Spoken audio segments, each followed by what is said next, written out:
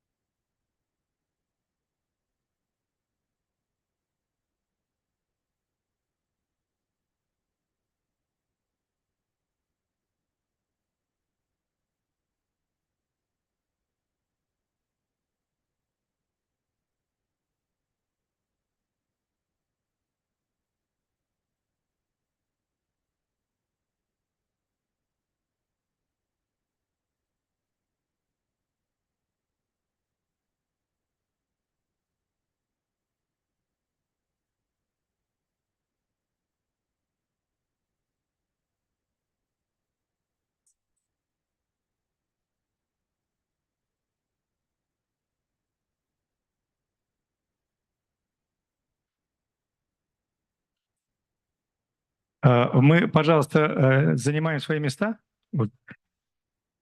Please take up your seats and let's continue our plenary session.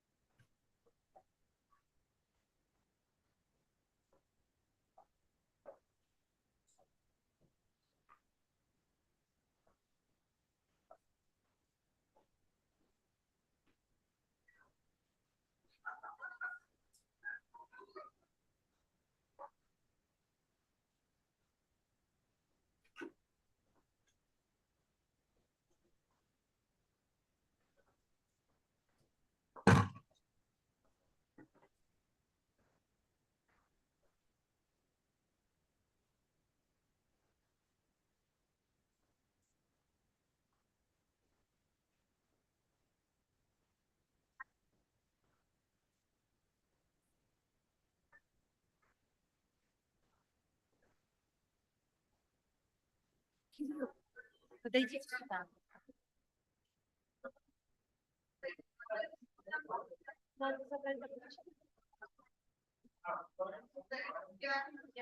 Девочки.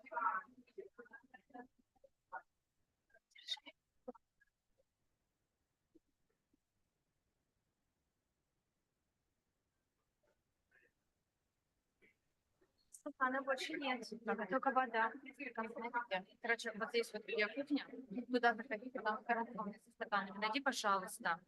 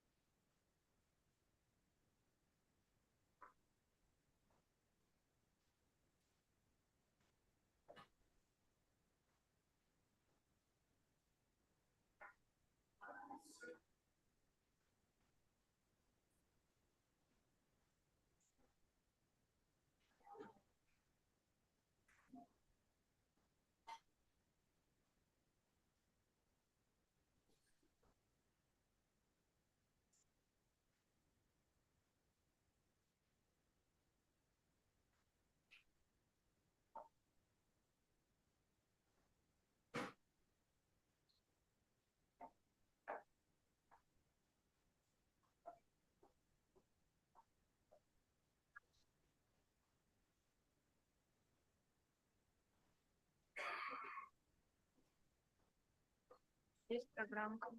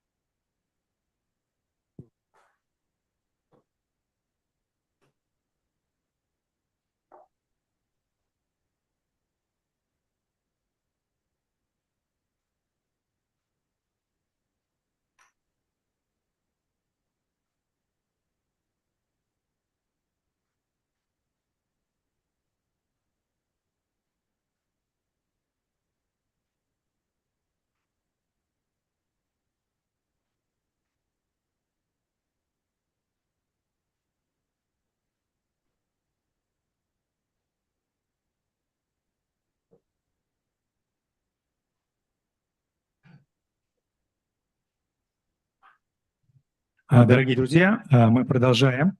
Пленарное заседание «Человек и искусственный интеллект. Dear colleague, Цифровое будущее». we continue our meeting, and I'd like to give the floor. I'd like to introduce my co-moderator. It's a deputy governor of Yugra, Елена Shumakova. Вам слово. You have the floor. Вуще Волоте, Паща Олон, Аня Торова. Здравствуйте, дорогие друзья. Добро Good пожаловать. afternoon, dear friends. Приветствовала вас на Welcome to языках Yugra. I just welcomed you in Hante, Mansi, and Nancy language because one of the main humanitarian mission of this fora for the last 10 years and one of the most important area of our cooperation with UNESCO are the issues which have to do with conserving a language and cultural heritage of local people. We do feel the responsibility in our region, which is called Hanti and Mansi. We do feel our responsibility in conserving this cultural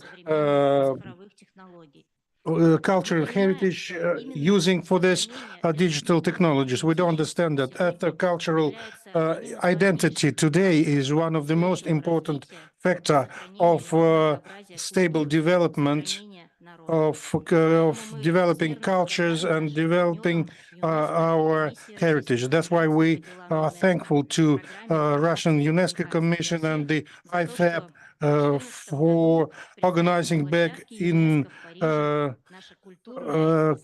Paris, where our culture has been represented and the richness of our culture and tradition has been demonstrated. Music, theater, which is based on the epic culture of autochthonous people, we thus actually demonstrated to the entire world the importance of language conservation for UNESCO agenda. And this joint work actually helped us to declare a year of languages. And starting from 2022, we have a decade, international decade of autochthonous languages. And we believe that it's our victory in this huge humanitarian efforts. That's why it's an honor for me to be here. And I'd like to first give the floor to Dorothy Gordon, who is a good friend of UGRA and our program, not only in UNESCO, but also in Eurasian Association of Women, the person who actually supports this agenda all over the world using the soft force and all the instruments, all the tools. She is a board member, UNESCO Institute for Information Technologies and Education. She works in the area of international information technologies development for many years, and she's one of the best experts in this field when it comes to these issues in Africa. And her topic is the transformation as a driver for sustainable development. You have the floor, madam. Thank you. Good afternoon, everyone. I hope you can see my screen. Can you? Are you able to see my screen? No, no. Oh dear. Okay, I will go back to Zoom. I have shared the screen, but I don't understand why you can't see it. But anyway, let me continue speaking.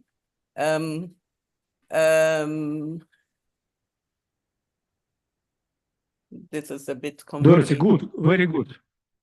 Can you see it? Yes. Can you see the screen?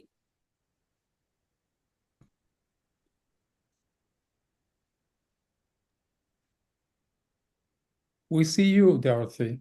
Okay, well, that is a bit strange, but we go ahead.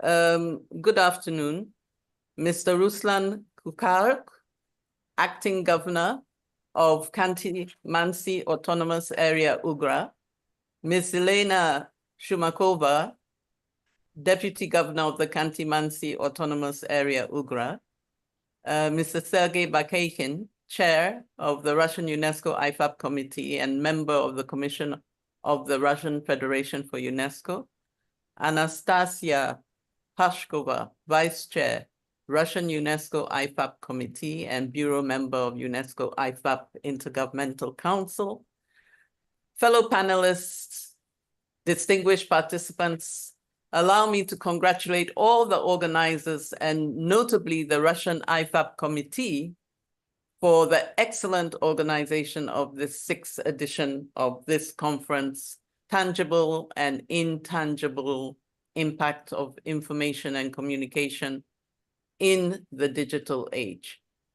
Since 2018, well before the current global obsession with the negative social impact of artificial intelligence, thanks to great intellectuals such as Evgeny Kuzmin and forward-looking administrators in the Khanty-Mansi Autonomous Area, Ugra, such as former Governor Natalia Komarova, this conference has always provided a safe space for thinkers and implementers to engage in frank and open discussion on critical areas regarding our digital age.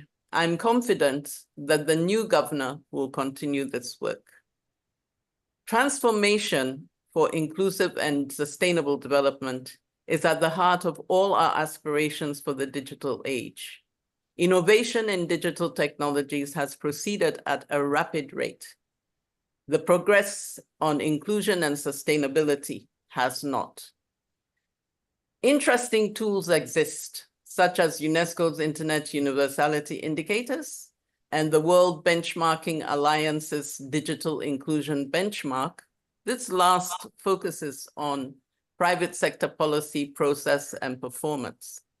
However, more work needs to be done to achieve consistency regarding the full range of indicators that we should be measuring and their global deployment. There are many reasons for this lack of progress. Inclusion and sustainability mean different things for different stakeholders. Indigenous people may look at it in one way, and big tech may look at it in a completely different way. In the context of constant rapid change in our digital environment, we need to shift our aims in line with our moving targets. And in the context of finite resources, countries struggle to allocate optimal resource allocation for different vulnerabilities. Balancing the need to deliver services with the need to boost the local innovation economy is a challenge. For example, should government use taxpayers' money to pay foreign companies for solutions designed for a different context in order to achieve a speedy rollout of key services?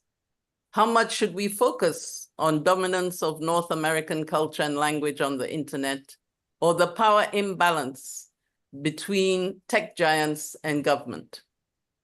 There are huge numbers of interrelated factors, and these interdependencies mean that interventions made in good faith may sometimes create new problems. Mindset and behavioral change are key to progress. In the meantime, digital transformation in the wider sense of the term is accelerating, even as the inclusion and sustainability metrics cause concern. In 1973, Rittel and Weber defined the characteristics of a set of social policy issues that they called wicked problems. Problems which are wicked in the sense of their resistance to solution and resolution. Central to the definition of a wicked problem is that they are difficult or impossible to solve because of incomplete, contradictory, and changing requirements. They have no single solutions. More recently, others have applied this to global climate change, which they define as a super wicked problem. Usually the term is used in discussing economic, political, and environmental issues. All of these are relevant when considering transformation in this digital age. I will leave it to you to decide whether or not this is a wicked problem or a super wicked problem. In one form or another, inclusion and sustainability have been goals since the first World Summit on Information Society conferences in 2003 and 2005. They are central to the WSIS Declaration and to the IFAP mandate. With only 6 years left before the 2030 deadline for achieving the UN Sustainable Development Goals, it is clear that most countries will not achieve the targets. In September 2023, the UN Secretary General admitted that only 15% of the targets are on track, with many going into reverse. leave no one behind has turned into more people being left behind. At the same time, the potential for digital technologies to accelerate progress towards achieving the SDGs is accepted. There are a plethora of tech for good initiatives. It is in this concern to ensure that digital technologies are used responsibly and for the benefit of all, while addressing the digital divide and fostering a safe and inclusive environment that is behind the wide-ranging multi-stakeholder deliberations feeding into the Global Digital Compact, which will be a major focus of the Summit of the Future to be held in September this year. I encourage everyone to look at the drafts and as well as the comments on this important document. While the literature talks about reducing inequality, historically, and still for many players, the focus on inclusion equates to connecting the unconnected. Perhaps it is because of the way SDG 9 is framed with its focus on industry, innovation, and infrastructure, or it could be Robert Chambers' normal professionalism from his seminal work, Whose Reality Counts, in that policymakers like things that they can count.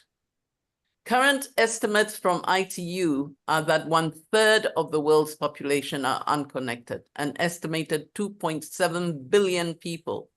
In some regions such as Europe, former CIS countries, Asia Pacific, and North America, 90% of the population are connected.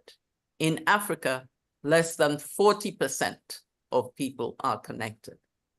Basic broadband infrastructure is lacking in Africa, but even where it exists, people may not go online as they cannot afford the cost of devices and bandwidth.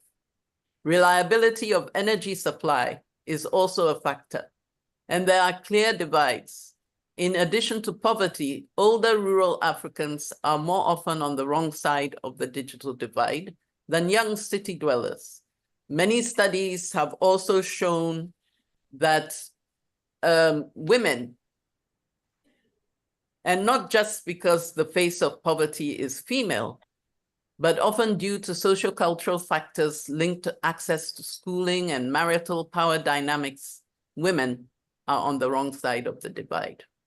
I had some interesting slides to show you on Africa's youth demography, but let me just summarize and say the situation is made more complex as the World Bank estimates by 2030, 1 in 5 people will live in sub-Saharan Africa.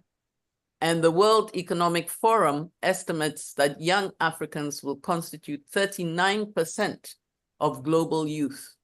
While the rest of the world is aging, this decade will see a massive growth in Africa's youth population. So you can see that connecting them or bringing them on board is very important. But what is the cost of connecting them? There are a lot of initiatives going on, and ITU takes the lead role in this area. The Digital Inclusion Partnership, using ITU data, estimates the cost of achieving universal meaningful connectivity at $428 billion US. This is in contrast to the World Economic Forum estimate of 2.1 trillion. Can we afford to leave the continent at its current level of connectivity? This is a question I throw to you. Meaningful connectivity, a concept developed by the A for AI, is defined as a level of connectivity that allows users to have a safe, satisfying, enriching, and productive online experience at affordable cost. This means people can use it to benefit from tech for good solutions in the area of health, education, cultural preservation, and income generation. They should have choice. No single platform should dominate their internet access. We should never forget what happened to the Rohingya in Myanmar. Given these demographics and the large divide between Africa and the rest of the world in terms of connectivity, I will use the continent to illustrate a few key points about inclusion and sustainability that illustrate the wickedness of the problem. The current business models of major tech players are categorized by Shoshana Zuboff as surveillance capitalism. Others simply say data capitalism, where interactions with platforms supposedly free but full of advertising collect our personal data and monetize it for their benefit. Too often, the newly connected are plunged into this whirlpool with no preparation at all. Privacy, security, data protection are global concerns. The ubiquity of social media and frontier technologies are such that all of us are facing, thanks to artificial intelligence as well, the tangible and intangible impact of cyberbullying, digitally facilitated violence against women, deep fakes, misinformation, and Cambridge Analytica-inspired profiling and influence tactics in relation to elections. Just yesterday, the New York Times reported that the Surgeon General will be requesting Congress to take action to put warning labels regarding mental health on social media. At one level, one could say that as most Africans are not connected, they will be less affected than those in internet-rich countries. Could there be an exclusion dividend? It will be interesting to do the research, but messages and content travel fast across all channels. The story I just told you about the Surgeon General is a perfect example. Major languages spoken by hundreds of millions of people are under threat. Many studies have explored the North Americanization of the world due to the dominance of its culture on the internet. The algorithmic bias due to the design and deployment of AI, generative AI, is also of concern. No person of color can be happy because they have been automatically eliminated from consideration for employment due to algorithmic bias. Given the dominance of just a few players in generative AI, striking a balance between ensuring the design of these solutions, which could be appropriate for the African market, and avoiding data exploitation is just another wicked problem. Clearly, the power and control of our content ecosystem is just as important as physical infrastructure when looking at inclusion and sustainability. We need to take back our agency. At the national level, African governments are moving forward with the transformation agenda, even as the majority of Africans do not have access. For example, many government services have now been moved online. This has paradoxically resulted in even less access for those citizens who have no digital skills, do not speak or read a colonial language. And it clearly depends on your viewpoint as to whether it is worth it to connect, to roll out these solutions, despite the fact that most or a sizable proportion of your population cannot access them. And then the other complication is that very often these government solutions are integrated with big tech. And so data is being sent to big tech companies. This perhaps is not a sustainable way of doing business, but it really depends. And I want to bring in the tricky issue of intersectionality, because very often when we discuss inclusion, we talk about women as a homogeneous group, people living with disability as a homogeneous group, language, homogeneous group. But we understand that people can belong to many of these different groupings, and also that their circumstances will change over time. So somebody can be poor and rural today, and next they will be urban and less poor. So related to this issue of intersectionality is or are the systems of power and oppression. Intersectionality acknowledges the complex relationship between social identities. And these power dynamics are often not taken into account when developing solutions. The people designing the solutions may be part of the problem. I just want to say in concluding that it's excellent that the government in the autonomous region of Ugra has worked so hard to make sure that they have a truly inclusive approach to their digital transformation. Remember, wicked problems have no solutions. You can sometimes intervene to improve the situation and accept that you can make it worse. At the same time, you're working with people, you're impacting their lives. You cannot afford trial and error. So learning from people's mistakes is essential.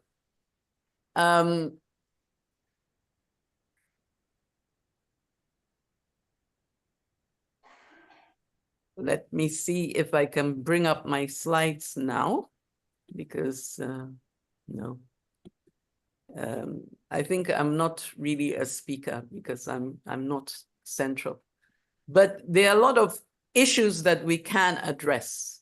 The main thing is we really need to have a mindset change if we want to take back our agency. We have a whole lot of opportunity that we can use to make that difference. For example, we could develop a robust strategic framework, factor in relative power, work from a position of acceptance that there will be constant learning, adapt to a strategic approach, upskill multidisciplinary, multi-stakeholder people, including those from communities and local government, as well as public servants. So they see this as fundamental to their work. And we have many, many tools from UNESCO. I really liked it when Deputy Governor emphasized the importance of knowledge sharing and learning. These are important, but we also cannot underestimate the difficulty in achieving this goal. I want to thank you all, and I hope one day you will see my beautiful slides. Thank you.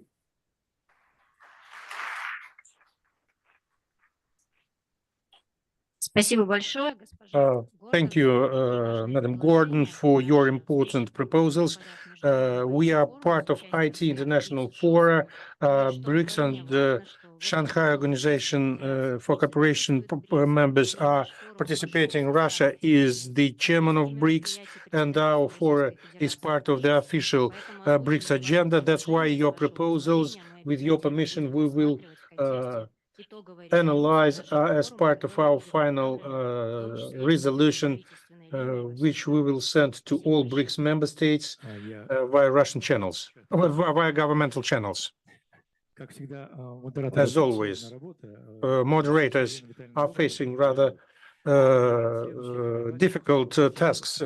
I'm a bad moderator and my colleague is good moderator. Please stick to the time frame, 12 minutes for all presentators. And now I give the floor to the good Russian friend and General Secretary, EC Medici, Professor, Politecnico di Milano, Alfredo Ronchi. You have the floor, sir. Thank you very much. So, good afternoon, morning, or evening, whenever you are, because we are such kind of online connection. I thank you very much, my friend, Chair Sergei Rakelian, and the co-chair Elena Shmarova, that is the Deputy Governor.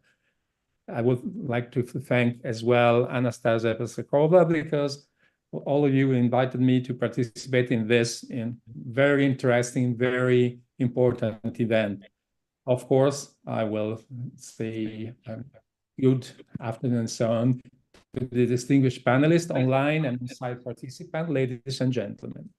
On this occasion, my thoughts go to Evgeny Kuzmin, the architect and creator of this relevant event, and it is always in my mind. There are some key events that have characterized the recent period. One of these is the so-called digital transformation, considered the natural evolution of the current society in the light of a pervasive technology like digital technology. Within this transformation, one of the most relevant potential impact on society is probably due to artificial intelligence and related technologies.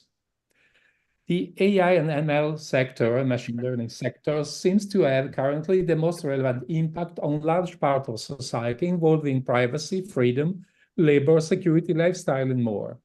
It is not under question the added value and the achievement due to digital technology and specifically machine learning and AI. This contribution, anyway, looks at the digital world from the humanities side. We all know that, for instance, AI gave a boost to research in the field of DNA or in the field of health much more in general and many other fields. Several services are already managed by artificial intelligence, as well as even critical decisions are assigned to artificial intelligence, many times narrow AI. AI will increasingly pervade applications and devices. A few days ago, on the occasion of the AI for Good conference held in Geneva, Sam Altman announced the integration of an open AI chat GPT version based on as a basic AI assistant on iPhones. So soon we will have such kind of AI system integrated within one of the most, let's say, distributed mobile phones. This trend will expand soon, involving both everyday tools and high-end applications and services. If spell and grammar checkers have already created a new dialect or language, AI is now generating one or maybe multiple creativities.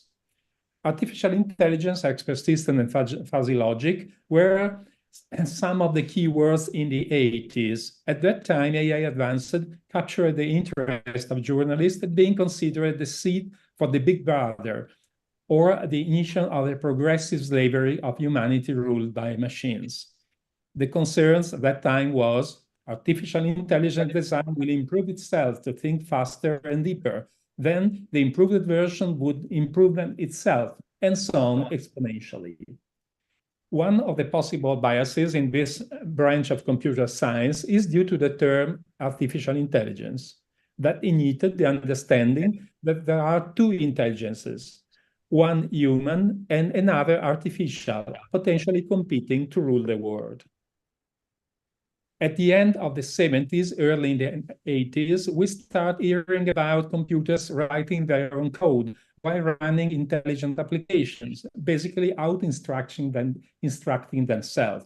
It was the time of Big Blue, a chess gaming expert system developed in the middle of the 80s by Carnegie Mellon University, running on the purpose-built IBM supercomputer. Early in the 80s, a typical computer science thesis was dealing with hypertext or chess gaming software. I remember quite a lot of them. A relevant number of computer scientists, mainly coming from cybernetics, were experimenting new languages and new approaches to make machine intelligent, much more like humans. One of the first citizens' close encounters with artificial intelligence dates 1968. 2001, A Space Odyssey, a science fiction movie directed by Stanley Kubrick and written by Kubrick and Arthur C. Clarke. And we know how it was the relation in between the supercomputer on board and the humans. Later, it was the time of symbolic computers, Lisp and Prolog languages. Craig Reynolds from the Symbolic Graphic Division devised an algorithm that simulated the flocking behavior of birds in flight. Boyce made the very first appearance at SIGGRAPH in 1987, animating Stanley and Stella in Breaking the Ice. This was a very nice movie completely generated by an AI system. Nowadays, we talk with our bodies. Hi, Google, set temperature 24 Celsius, or hello, Mercedes, play disco music, or even closer to science fiction, Alexa taking full control of our daily life. If we refer to more recent science fiction, this world of machines might generate big concerns about the future. I don't refer to Terminator or Skynet and Cyberdyne, but simply remind the movie War Games or Eagle Eye. In both cases, artificial intelligence-led machines apparently logical outcomes that are in direct contrast with human basic principles. While AI will benefit citizens, businesses, and public interest, it will create risk to fundamental rights. AI poses some concerns, mainly regarding the field of ethics. More in detail, a potential ethical concern could be the idea to solve serious ethical dilemmas, simply referring to an AI proxy and asking how to behave and feel released from a personal ethical analysis and related responsibilities.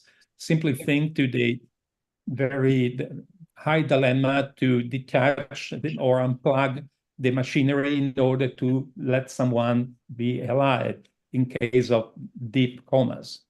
Safety and security standards for such devices are not set actually. The typical ethical dilemma refers to how will two cars, both from the same builder or not, behave in case of imminent collision.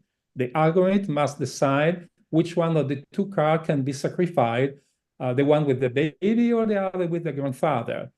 Which will be the decision on the algorithm, and what about the implemented logic? There might be a creative solution due to human mind. How much technology and AI overlap moral and ethical aspects? This example depicts one of the potentially, even the potentially different logics due to different cultural model. Eastern and Western. We know, for instance, that usually Eastern people, like Chinese, used to prefer elderly people, to consider much more relevant elderly. In Western culture, kids are much more relevant. UNESCO, on the occasion of this conference in Geneva, posed on the table the idea to have several AI systems fed with different cultural models. We will come back on this problem related to the cultural model that is feeding AI systems later on.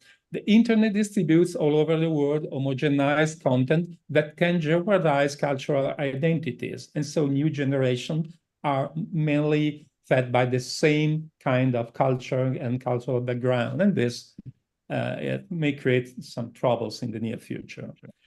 Additional potential drawbacks due to lives spent in cyber bubbles, cyber mediation of human relations. Citizens experience the world thanks to a cyber device mediated approach, mainstream influence on opinion dynamic and nudging. The progress of AI has made it, nudging, possible to develop much more powerful nudge mechanisms that thanks to the effectiveness of statistical and inferential AI systems. Social media have drastically changed the way opinion dynamics evolve. They have become a battlefield on which opinions are often violently exchanged. The use, abuse, and misuse of AI in social media can profoundly impact society. In the new reality, the one meant by the digital transition, there is a concrete and present risk to manipulate opinions thanks to digital media, as well as to impact the decision-making process. Hence, it comes to the potential role of the metaverse. Cyber loneliness, one of the foreseeable risks, is a kind of addiction to this parallel life, training users to shift from real to meta life, blurring borders between them. And once you decide something in your meta life, this decision could be transferred in your real life. Recently, it appeared that Microsoft basically acquired OpenAI. Former OpenAI leaders Sam Altman and Greg Brockman are now working at Microsoft.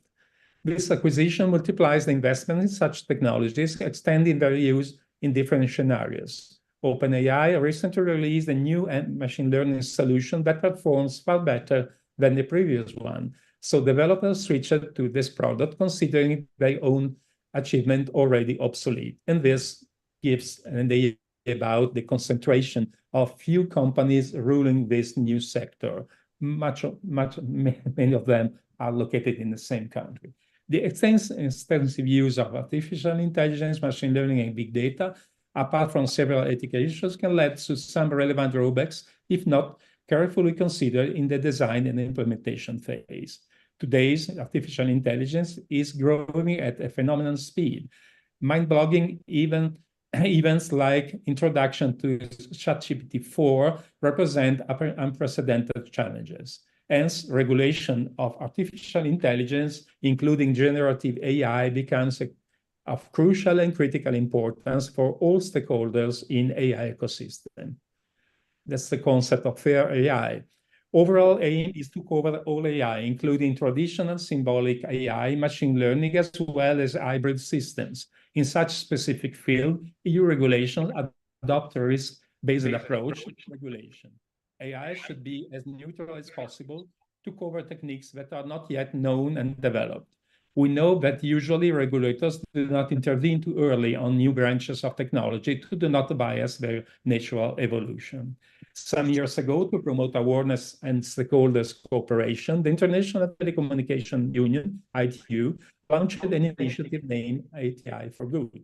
ITU organized several meetings and workshops aimed to discuss about specific uses of AI in different fields, offering the opportunity to connect from remote and attend some live presentation of AI applications. Last month was at the AI for Good General Conference. This event provided an interesting insight on the state of the art of this set of technology, quite a wide range of.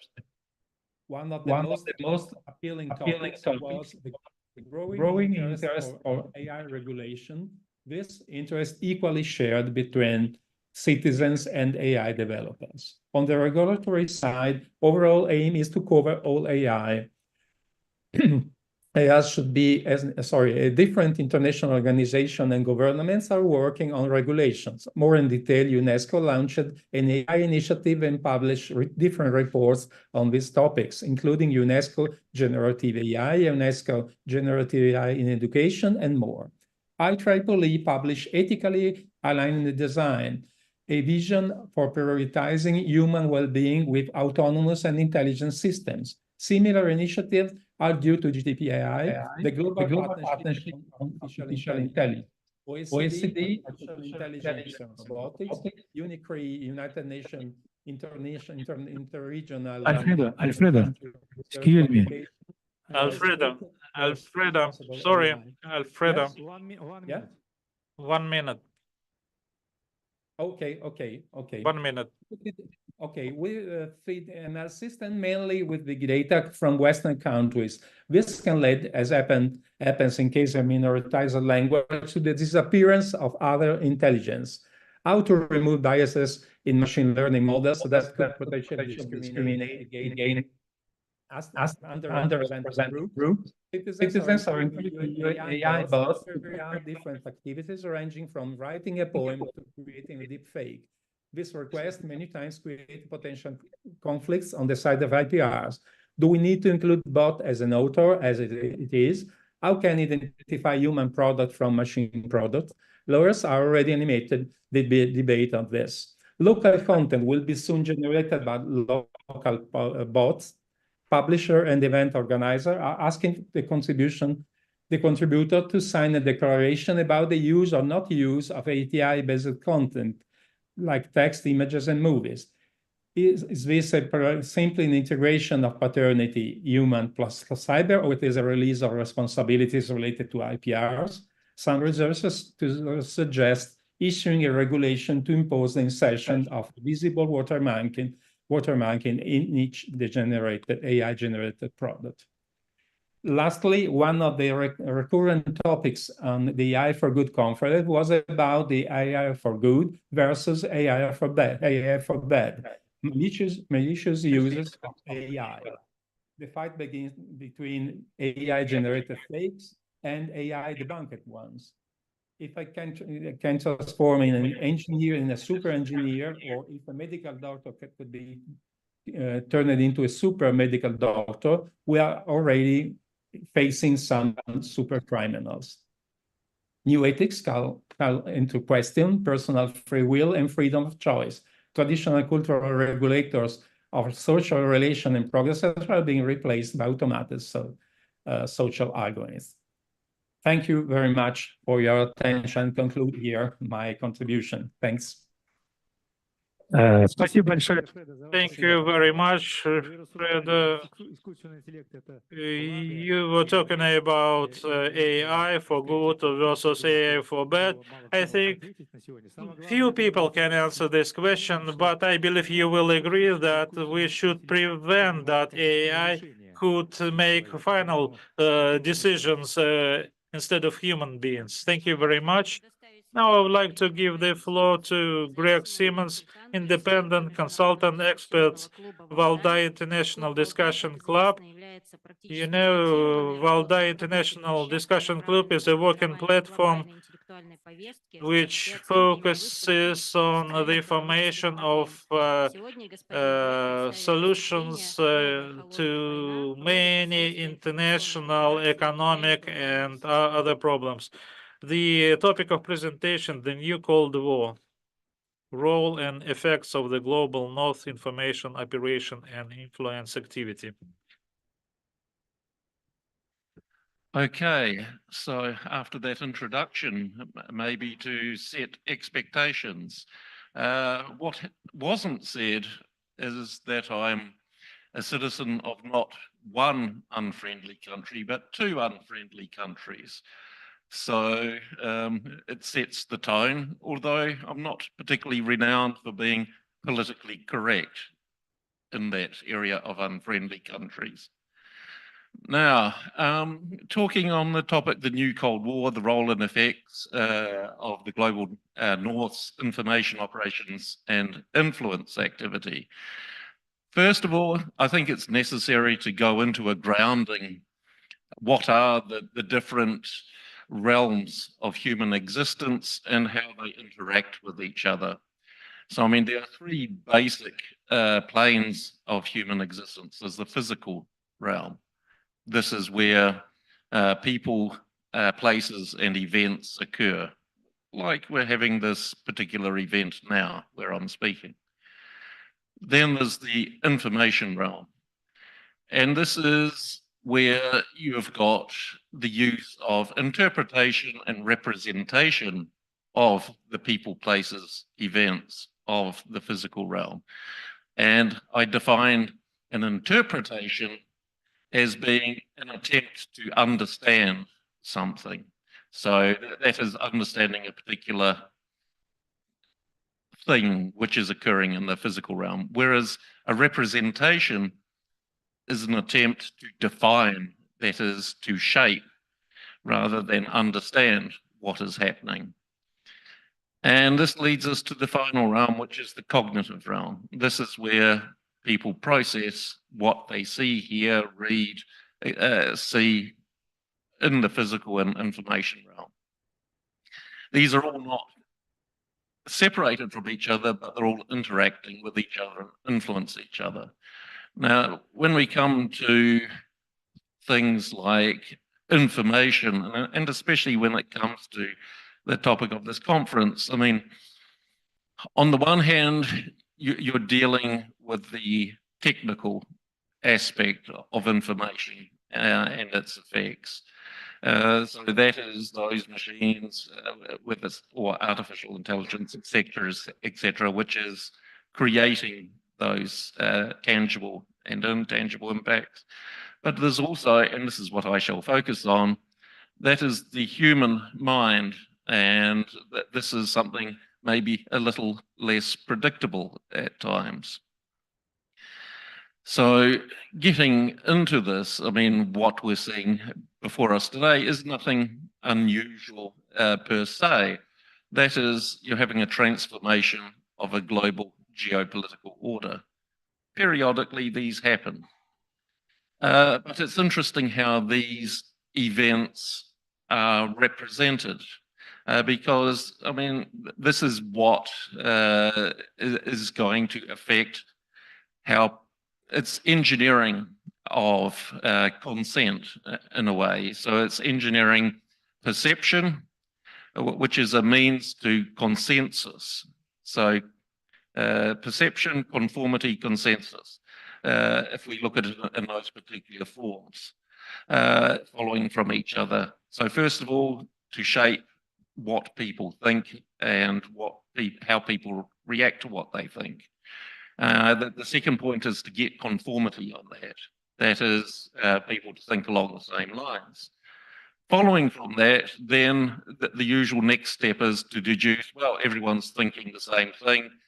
So consensus, and from consensus, you have the presumption, which is not always correct, of political legitimacy. And this is what the West is doing at the moment, and especially the United States. If we look historically, there is an attempt to do this representations in the past. I mean, everyone's heard of Pax Romana, Pax Britannica, Pax Americana. So, peace of Rome, peace of Britain, peace of the United States. But peace for whom? It's because this is a very relative thing, depending on where you're sitting. I mean, you tell those tribal areas that were occupied by the Roman Empire, did they feel the peace of the Roman legions? Or for that matter, 25% of the globe, did they feel the peace of the British? Not well, they felt different armaments and so forth. And that is the thing, because now you are having this idea that to be civilized like the global north, you should follow certain rules, not laws, rules, ethics, values, and so forth. But how did they get to the point where the global north was, or Europe was dominant for 500 years? It was not values, it was not norms, it was hard power.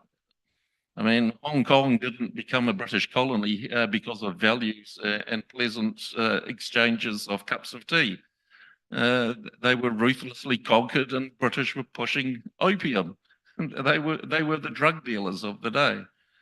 So you have these quite interesting ways of trying to twist this, and you see this today.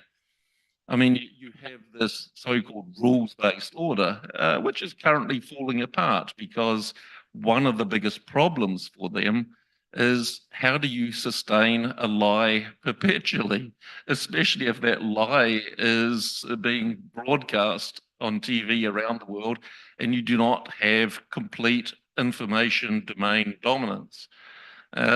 It's difficult, which is why they try to ban Russian media in the European Union.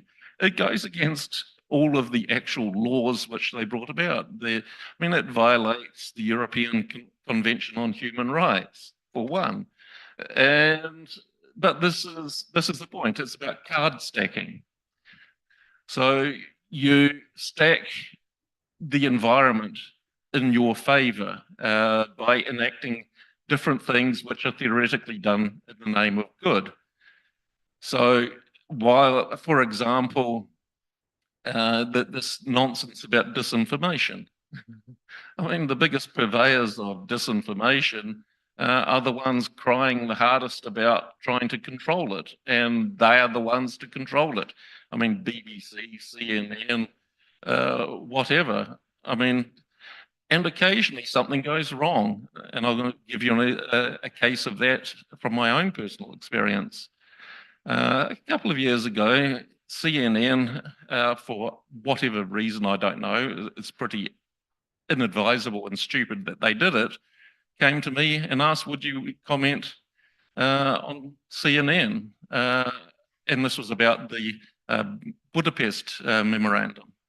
And they put me together with this American ambassador, Pfeiffer, who's a real system person, shall we say. And so we had this African-American host, and he was all very fine. And he said, well, had a small chat, and then it comes to the point where he kind of, okay, this is where we get serious. And he goes, the reason why I brought you on, Greg, is you have an absolutely opposite view of FIFA. I was thinking, well, no shit. But anyway, then he goes, well, what do you think does the West violate the Budapest Memorandum? And I said, yes, they do. And I said, because Budapest Memorandum consists of two different kinds of coercion, military coercion, and one which is not mentioned, economic coercion, is the other one. And I said, well, all kinds of things have been violated by the West, but if we look at what the US has done, I said, well, Biden threatened to withdraw economic aid to Ukraine if Ukraine did not sack Ukrainian prosecutor general for looking into Hunter Biden's corrupt practices. Well, they were not particularly happy with that, and the broadcast kind of ended rather abruptly. So, I mean, this is a case where you have censorship. You try to keep things out. I mean, Dorothy was mentioning a few things, but I would say there's a bit more nuance to this, because it's not only about your accessibility to information. I mean, if you really want to in the West, you can access all kinds of information. My father does it from New Zealand. He doesn't trust the mainstream media. I mean, if you want to take the easy way, you just consume the garbage which is being put out by the mainstream media. You don't raise your voice, otherwise you get cancelled, and life goes on. And I mean, I can also say that languages, I mean, I know some people who speak a lot of languages, far more than I ever can, ever will. But the point is, they don't understand what's going around them, because they might speak the language, but they don't, that doesn't mean they understand everything which is going on, because they have this ideological kind of lens or these blinkers on. And I mean, you've got to the point now, which is why this process of the decline of the unipolar order and the rise of the multipolar order, that it's no longer sustainable. Because if you remain an object of events, you'll be crushed, you'll be ended, you'll be, to use the expression, Ukrainianized. You'll be just used to prop up what is left of the US empire, and it's happening in front of us now. Otherwise, you can choose to be a subject of international relations, and in this way, you can join BRICS. You can create a much more positive understanding and interaction in the world, because as it stands, we have this unipolar world order, which is theoretically liberal democracy, but it's much more about liberalism than democracy. So you have an ideologically driven understanding within this global north, which is messianic, it is zealous, and it's, you have to be like us, this kind of uniformity, and from that uniformity, conformity. And once that conformity is achieved, it's consensus. Which is a false consensus. Or you can choose this multipolar order, which is more pragmatic. It is driven by mutual interests. And it is not zealous, it is not, it's reciprocal, and it's relational in nature. And this is why you're even getting Saudi Arabia, UAE, all of these ones. I mean, you get a couple of ones which the US manages to wedge off. I mean, but look at Argentina now. They're just disintegrating. They are going down because of that.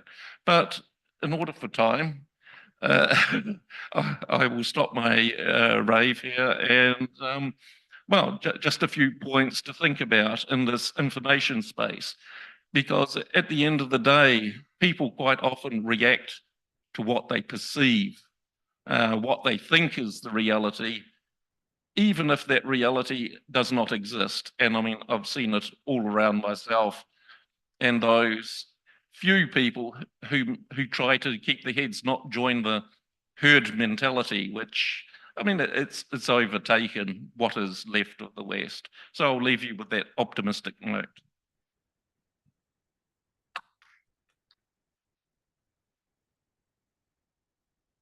Спасибо большое, господин Симмонс. Действительно, у нас стержневой такой красной линией через все дискуссии проходит тема о том, что на сегодняшний день, наверное, главная и самая ликвидная валюта в мире – это доверие. И без коммуникации, без взаимопонимания и без доступа к информации, о котором немало уже говорилось сегодня, безусловно, построить это доверие просто невозможно.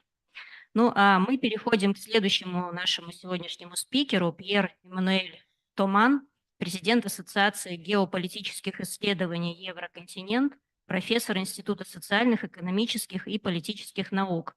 Господин Пьер Эммануэль известен исследованиями в области геополитики, например, изучением и поиском возможностей консенсуса в геополитическом взаимодействии между проектами Большой Евразии и Большой Европы с учетом интересов России. Eurasia and Eurasia and taking into account Russian interests. You have the floor.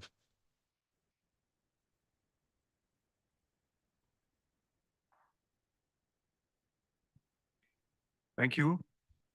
Can I roll myself or?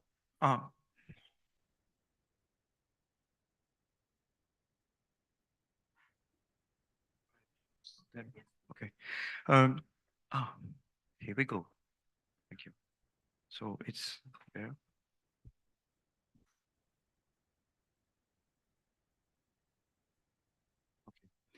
Thank you. First of all, I would like to thank all the organizers for this very interesting conference. It's always a pleasure for me to share ideas with IFAP UNESCO in Russia. I've been many times in Khanty-Mansiysk already. And because I think we have to build cooperation for the future, although we know it's difficult and we are in difficult times. And I think my approach is geopolitical. I would like to stress the real problems with artificial intelligence through the positioning of the European Union. Yes, my title is Artificial Intelligence of the European Union, Priority to Ethics in the Context of Use of Artificial Intelligence as a Geopolitical Tool. What is the objective of European Union? From their point of view, they would like to, of course, master artificial intelligence, but at the same time, be at the forefront of artificial intelligence development, but at the same time protect fundamental rights and promote ethics in artificial intelligence. So this is their approach. Why? Because they have such a diagnosis. They know that actually two states are dominating the world in terms of artificial intelligence, United States and China. And European Union would like to find a niche, a positioning between these two big powers to find its own way to approach to artificial intelligence. And they consider that stressing and defending ethics in artificial intelligence is gonna make European Union citizens more artificial intelligence friendly, and also protects for the common market artificial intelligence products and introduce these European values and ethics within legislation. So this is why there is a new European Union Artificial Intelligence Act, which is one of the first ever comprehensive legal framework on artificial intelligence in the world. And they mainly legislate on artificial intelligence products for the internal market, European internal market by protecting ethics, fundamental rights, human rights, and at the same time, they would like to be a model to the world in competition with United States and China. But this is theoretical. This is their official posture. I'm going to show you that things are a little bit more complicated and there is ambiguity in this posture. If we look at legislation itself, you know, they distribute the problems of artificial intelligence in different type of risks. And I'm only give you some examples of the unacceptable risks for artificial intelligence from the EU point of view. This is subliminal, manipulative, deceptive techniques, exploiting vulnerabilities like disability related to age, distort behavior causing significant harm, social scoring, of course, it's forbidden. Assessing the risk of an individual committing criminal offenses solely based on profiling on personality traits is supposed to be forbidden in EU with this new legislation. Compiling facial recognition databases also. Emotions in workplaces. And the biometric categorization system. So it's quite wide range, quite detailed legislation, and for promoting ethics on protect citizens. But is it enough? I don't think it's enough. I'm going to show you why. Because we have to take into account the geopolitical context at global level. And I think European Union focuses too much on its common market, but also has its own set of alliances, mainly the United States and NATO. And actually, they are totally embedded in this geopolitical context, and they claim to defend ethics, but at the same time, they are participating to the development of artificial intelligence as a geopolitical weapon. The general context at global level is that artificial intelligence is a space-time weapon of contest or conquest. This is the worrying aspect of artificial intelligence, is a new tool for digital empires. And we cannot stop this development. And with great power rivalry at the moment is accelerating. And my question is EU able to stop it or to provoke even more harm in this direction? If we look at this diagram, I would like to show you how now artificial intelligence is becoming this ultimate weapon of geopolitical control. You know, through times, human communities manage and were in charge of their territory and these different spaces. And on these different spaces, they were more in competition. Land, of course, like, you know, tribes before the emergence of a different civilization, they were mainly fighting for land. But with the invention of boats and navigation in seas, we had a maritime area, and power states became also rivals, not only on land, but on maritime spaces. And then we have the invention of plane. The air battles now were added to the land and maritime geopolitical rivalries. And of course, with invention of nuclear bomb, you have a stratosphere, a nuclear war with missiles and atom energy. And it adds a new spatial dimension of rivalry. And more recently, we have cyberspace. Cyberspace, although it's supposed to be is actually real. It's about networks, satellites, mobile telephones, where the different states in rivalry, they try to influence the debate through cyber war. And now we have a space-time, a new dimension with artificial intelligence, with digital imperialism, the countries were able to gather many data, especially China, United States, becoming digital empires and will impose, they will engage in a new conquest of the world. And they do predictive analysis with all this data. And this is why I call it space-time dimension. And also the new dimension, which is very dangerous, is cognitive war. Cognitive war is prepared by NATO experts at the moment by accusing Russia and China to do also cognitive war.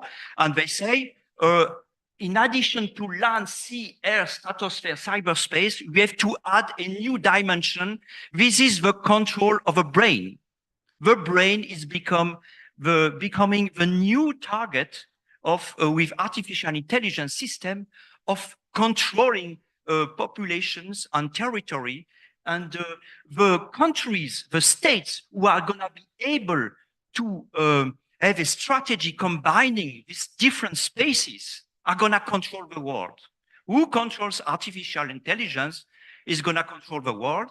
And there are very few countries who are able to manage all these, to be strong in all these areas, mainly United States, China, but also Russia is positioning itself.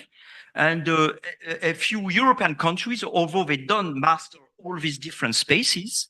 And that's a problem of EU mainly. So we have a militarization of artificial intelligence, like we have a militarization of everything, of health, of brain science, of economic tools, geoeconomics, military tools, legal tools, cultural tools. We are in a new conquest of the world, and at the same time, geostrategic, geoeconomic, and civilizational war between great powers. And EU actually is aware of this new geopolitical approach, but at the same time, they would like to develop big data, quantum computing, have a comparative advantage by keeping this ethics in artificial intelligence. But where is the ambiguity? The ambiguity lies that EU is still refusing, they promote multilateralism, which is not multipolarity. Multilateralism is to transfer power to international organizations like we do, supranational organization. But the real power is not in EU, actually, it's in NATO and behind the United States. So the problem is of not accepting multipolar world. De facto, EU is promoting unipolarity. And also EU is considering itself complementary to NATO, which is developing cognitive war against Russia and China, although EU is developing ethics in artificial intelligence, but de facto is embedded, led by this Western approach against other powers to maintain multipolar world. This is the ambiguity of EU approach. And in EU legislation, I've shown you, is very, limited to these products will be put in the common market, and they don't deal with this strategic malicious use of artificial intelligence, which is artificial intelligence as a geopolitical tool, like cognitive war. In legislation, it doesn't exist, especially also because defense, for example, is excluded for artificial intelligence legislation at European level. So how can they claim to be a geopolitical force, independent, autonomous, geopolitical autonomy, and at the same time complementary to NATO, exclude defense, and defense is who is doing defense of Europe supposed to do NATO. So this is again the ambiguity. And also European Union, they claim to promote ethics, but they don't control anything actually, because all data are collected in United States because of GAFAM are all US based. And Clouds Act also, extraterritorial laws, NSA, National Security Agency backdoors, and there are legal battles between EU and US about data control, but in the end, EU is always losing. So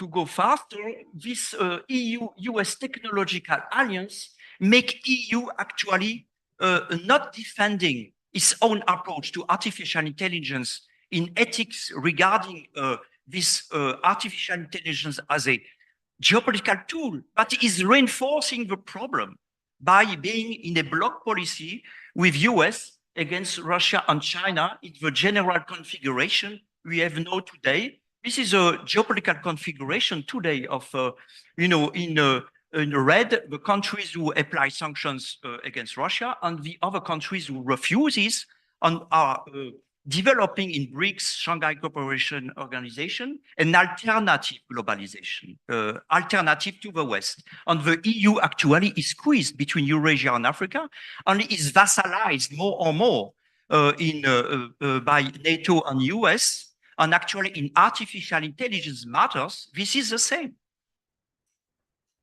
And so it's an obstacle to cooperation at global level. That's a problem.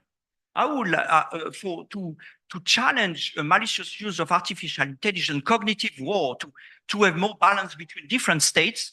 I think European Union should cooperate more. Not only, they are in this Euro-Atlantic alliance with NATO, but they don't cooperate with Shanghai Cooperation Organization. They don't cooperate with BRICS. So they are de facto in a bloc policy.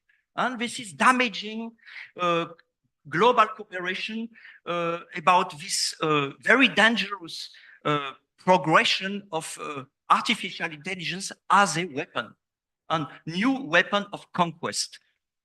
And the recommendations, of course, I say a better balance is needed between states. That's the only way, I think, because we are in an era of permanent geopolitical confrontation, is systemic, is not going to change soon. So a better balance. And of course, we need strong bilateral and smaller coalitions, because we have only coalitions between big member states. The small member states are going to be vassalized de facto. And also, I think EU should not align itself on NATO objectives, but should cooperate, as I said, with Russia, China, all other great powers and smaller powers for cooperation against malicious use of artificial intelligence, and for example, within the umbrella of UNESCO and of the UN. But at the same time, there is no agreement to do that. But I hope in the future, that's the only way to succeed. Otherwise, artificial intelligence is going to become this more and more strong tool of power and conquest, and this is a new global war. Thank you. Спасибо большое, господин Пьер Эммануэль. Действительно, понимая глобальность тех вызовов, о которых вы сказали, и той поляризации, которая происходит в мировом пространстве, я хочу отметить, что уже 3-й год подряд на площадке нашего международного IT-форума с участием стран БРИКС и ШОС реализуется так называемый детский трек Junior IT, который посвящен прежде всего вопросам кибербезопасности, цифровой... Which is dedicated to cybersecurity and is using AE. And it's very important for us to breach these humanitarian bridges, starting from kids. This is our contribution to the sustainable development, sustainable future. And now I'd like to give the floor to another friend of UGRA in Eurasian women, female leaders. Nadezhda Surova has the floor. She is head Digital Economy Competence Center member, Council of Digital Economy Development, Federation Council of the Federal Assembly of the Russian Federation. She is the author of more than 400 research documents in the area of investment, tax management, etc. She is author of the first manual for in this area. The topic is human research development in the era of digital economy, the role of the state. I'm happy to be here. For us, for IT experts, it's June is very important because we are meeting our colleagues here in the Center of Intellectual Elite of Russia. Let's see my slides. The main task of Russia is to develop the technological sovereignty. And as our colleague mentioned, we are facing the era of the emerging internet. Can you imagine life without internet? No state services online, no marketplaces. So that a few years ago, GPT technology has been developed, and it improves the efficiency of human being. During 1 second, we get a lot of opportunities. It's a huge investment opportunity for humanity associated with the risks for people who are using it. I'd like to show you a video, just 1-minute video. It demonstrates what Russia is doing in order to train experts in this field. 1/3 of the code in the world in the world has been developed by our digital experts. We are trying to conquer artificial intelligence.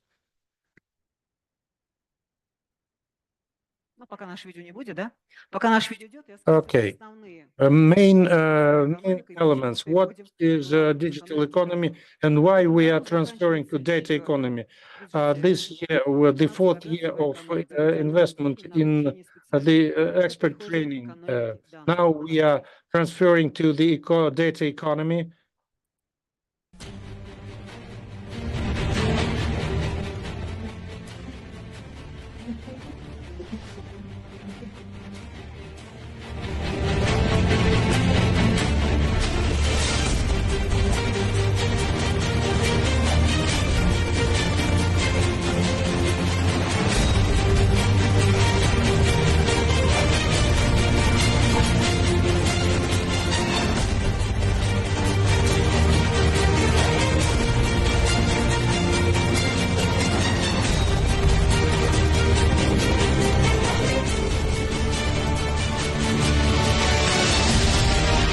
За следующие 5 лет войти в пятерку крупнейших экономик мира. For the next 5 years to be the largest economy in the world. It's a real task.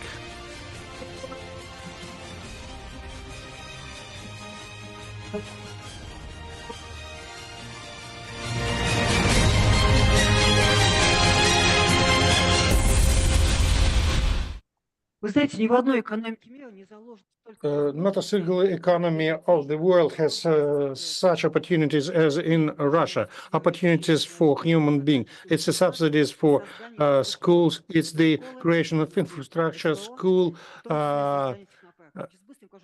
universities, etc. And now, using your QR code opportunities, you will be able to become an expert of the future. No slides? Okay.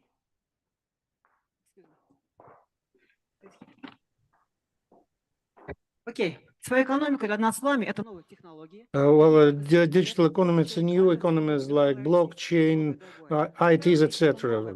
Number 2 is new material and composite materials. It's the number 3, which is important for us, new state administration system to administer state as a platform. And the system which has been created in Russia, it's state services. Nowhere you can find such a system. And we are ahead of other countries here when it comes to the qualitative services. New economy means new mentality, and we are creating it together. Как мы понимаем, все деньги государства лежат у нас. All money of the state are part of our budget, and we have money to train experts for new kind of economy with new competences. This is number 1 slide in my presentation. Those are opportunities which you have as business centers, as educational centers to train new competences for new economy. Do we have representatives of universities here? IT companies. Why you raise your hand? So 2 companies, 2 IT companies. and Center of State Administration. This year, we will analyze how our state invested into the human being capital. So some are preparing global data, global sets, others are creating AI. We will analyze our slides and we will see what Russia is doing. The 2024 is a very important year for us, and we have financing for universities or companies to train new competencies.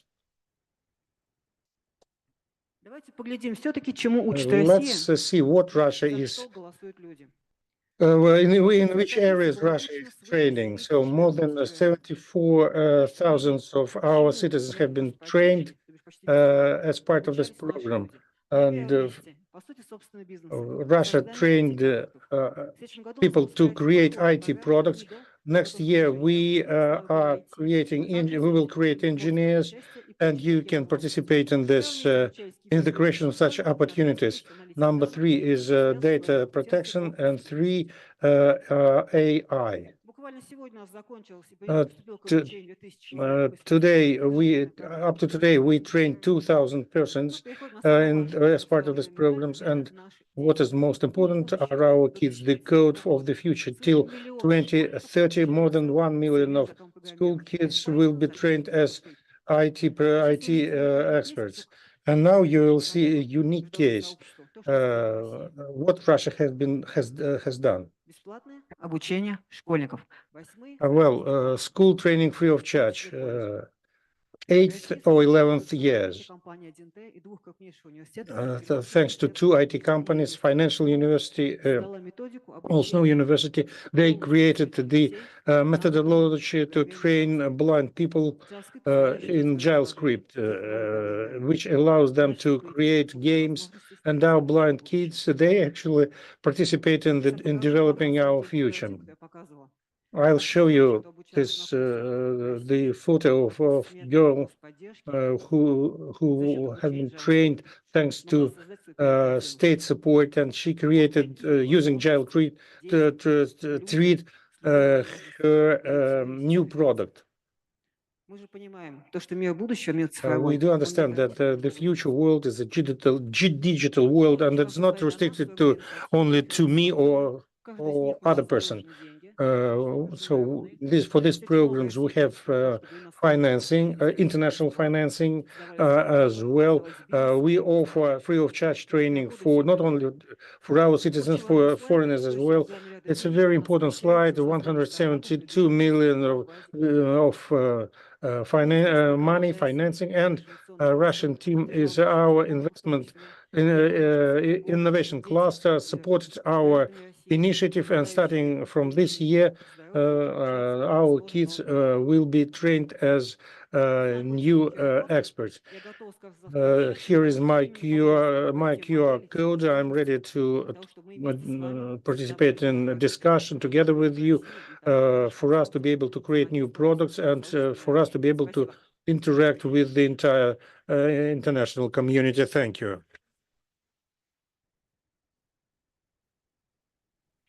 Thank you, Nadezhda Yurievna, for your proposals. It's a part and parcel of our junior IT track. Thank you for your cooperation. And at the end of our track, I'd like to give the floor to Susanna Finkilevich, Principal Researcher, National Council of Scientific and Technical Research. She's responsible for state policy for digital economies, digital platforms. So she's Principal Researcher of National Council of Scientific and Technical Research, Argentina. Susanna, you have the floor. Thank you very much. Thank you all, particularly Anastasia Perashkova, thank you, IFAB, for inviting me to this 6th conference. I haven't lost one since it began. And of course, I'm remembering our dear Evgeny Kuzmin, who was the creator of this series of conferences. I will try to share this is the very moment when I try to share my screen, and this is the very moment when we have so many difficulties about it. So I will speak about the effects of generative AI on knowledge societies and what we can do about it. So I prefer you to see the images instead of seeing me. It will be much more interesting, I think. What have these images in common? The Mahatma Gandhi taking a selfie, Trump being detained by the police, John Lennon speaking from the afterworld, Messi sending greetings, the Pope in a very fashionable coat. I think we have all seen these images. We know they are fake, but in the very first moment, we trusted them when we saw it for the first time. So we are in a world, in an era, when we cannot trust our own eyes and ears. So this is due mainly to artificial intelligence. And I will speak a little bit shortly about artificial intelligence and UNESCO's 4 pillars of knowledge societies. The first pillar, as we know, is freedom of expression. So which are AI's effects? AI enhances freedom of expression by enabling efficient communication and personalizing content. It helps moderate violent or fake content. But as my colleague Emmanuel Thoman said, there are lots of risks. One of the risks is that AI may lead to prior censorship without human management. It raises concerns about access to information, disinformation, hate speech, societal narratives, discrimination, freedom of expression, privacy, and media literacy. Also, AI algorithms can perpetuate biases, stifling freedom of expression, amplifying prejudiced views, and marginalizing voices. The second pillar is universal access to information and knowledge. So AI advancements can revolutionize information access and help bridge the digital divide. It includes improving search engines, content curation, automatic translation, etc., making information accessible in diverse languages. AI-driven knowledge management streamlines data organization and retrieval, and AI-powered educational platforms offer personalized learning, which is all very desirable. But now let's go to the risks. AI algorithms may propagate biases, leading to unequal access for marginalized communities and posing privacy and security risks. Privacy and data protection is another risk. AI relies on vast amounts of data, often personal and sensitive information. The increased use of AI raises concern about data privacy and the potential for misuse or unauthorized access to personal data. We are all producers, constant producers of data. You are data usines. So there are security risks. Since as AI systems become more sophisticated, they may also be increasingly vulnerable to cyber attacks and exploitation by malicious actors, leading to security risks and potential breaches of privacy and confidentiality. There is a bigger risk yet, which is dependence on artificial intelligence, which may lead to reducing human critical thinking and judgment and diminishing understanding of underlying concepts and knowledge. Respect for cultural linguistic diversity. AI fosters cultural change, breaking language barriers and promoting cross-cultural communication. It digitizes and preserves cultural heritage, aiding language revitalization, especially for endangered indigenous and minority languages. AI-driven digital archives and image recognition tools, excuse me, can help preserve cultural artifacts, historical documents, and artworks, ensuring they are accessible to future generations. AI's risks, on the contrary, lie on algorithmic bias, which comes repeatedly into the discourse, which may perpetuate stereotypes and overlook cultural nuances, causing misinterpretations or exclusions. Focusing on AI and quality education for all, the advantages are personalized learning. AI-powered platforms adapt to individual needs, enhancing the teaching learning experience. AI helps diverse populations, including people with disabilities and those in remote areas, using assistive technologies and language translation. It identifies обеспечивает создание timely intervention and a more inclusive environment. Also, it helps a lot to teacher support. AI automates tasks, aids professional development, and provides tailored resources for teachers. And it's very useful for lifelong learning since AI recommends relevant courses for ongoing skill development. However, there are also a number of risks. AI may mechanize outdated teaching practices if not integrated with forward-looking education models and policies. To promote respect for cultural diversity, обучения. AI systems Кроме must be designed with inclusivity and representation in mind. A diverse and multicultural team involved in AI development can help ensure that systems are culturally sensitive and avoid reinforcing cultural stereotypes. Now, a question for debate. Will AI-enabled education be affordable by everyone? Will developing countries and low-income groups be able to take advantage of this newer form of education? Finally, some options for action. For all actors in general, implementing balanced policies protecting freedom of expression while managing AI's challenges, promoting symbiotic collaboration between AI and human knowledge workers. Very important that human workers work together all the time with AI. Supporting open source AI tools for transparency and community involvement. Exploring new human-machines division of labor. Fighting bias in AI algorithms, prioritizing inclusivity and fostering collaboration. Respecting cultural development. To respect cultural development, AI should prioritize inclusivity and representation. A diverse development team ensures cultural sensitivity and avoids reinforcing stereotypes. Collaboration between AI developers, cultural experts, and communities becomes crucial.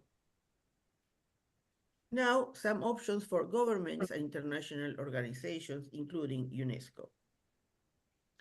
Member states can implement clear and balanced policies, legislations, and regulations that protect freedom of expression while addressing the challenges posed by AI technologies. So striking the right balance is crucial to prevent both undue censorship and the spread of harmful content. Member states should not acquire AI systems from third parties if those parties refuse to waive restrictions on information that hinder the process of conducting human rights impact assessments, HRIAs, and sharing them with the public. Funding AI multinational projects for cultural heritage digitization and preservation. Adopting a multi-stakeholder approach for AI's impacts on freedom of expression, knowledge access, diversity, and education. Organizing international events and fostering dialogue and collaboration between countries on AI regulation.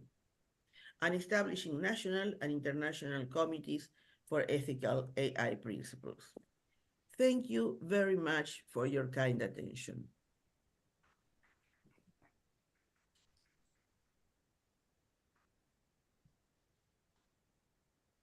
Спасибо большое за Thank такой you важный very much for a very informative and important report.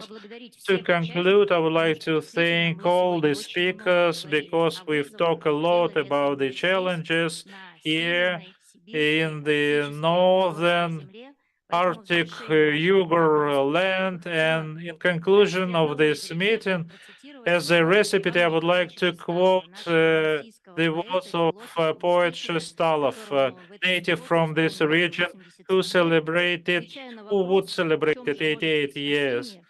Asking to the question, what is the salvage?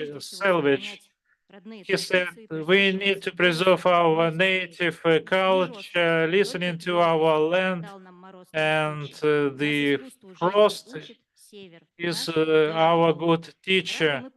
We are glad to help each other in very difficult hardships, and we keep our native culture.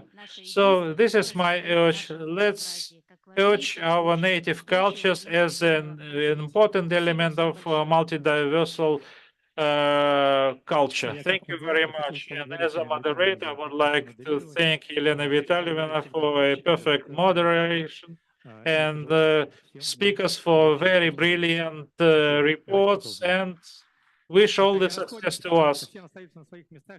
Please remain seated. We still have a very wonderful ceremony here.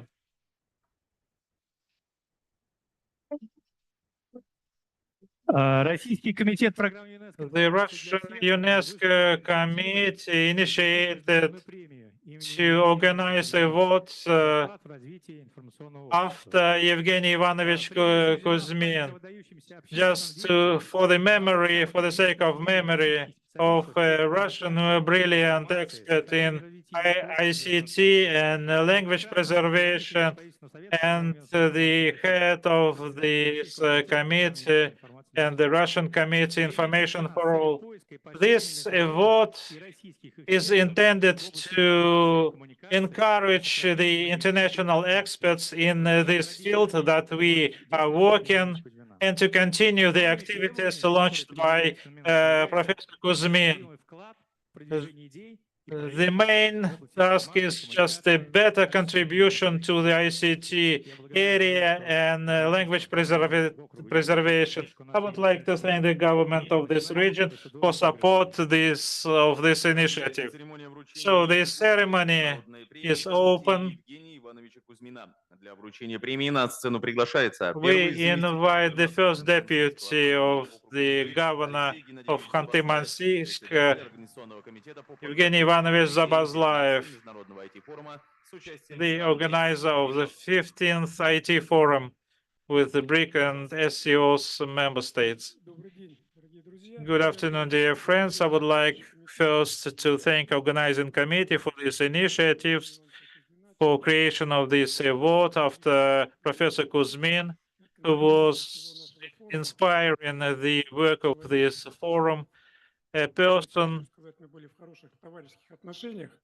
who was my friend, and I know who will be the first nominees of this award, but I would like to say that because of the efforts of this team, now Yugra is famous around the world, not only the region, but people living in this region, famous for its creativity and looking into the future. So let's look into the nomination. So the vote is presented to Natalia Vadimovna Komarova, former governor of Yugra region. Our best wishes and congratulations.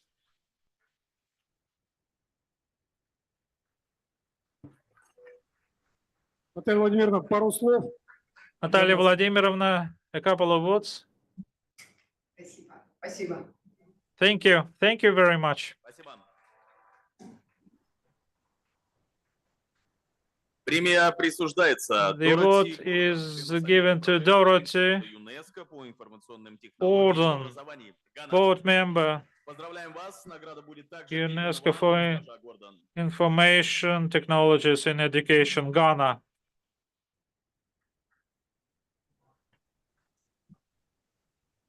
Будет она говорить что-нибудь? Dorothy, some words? Yes. Владимировна, вы будете? Thank you so Ah. much. It's been such a pleasure to interact with this team and to see how great the work they are doing. I'm deeply honored. Thank you very much.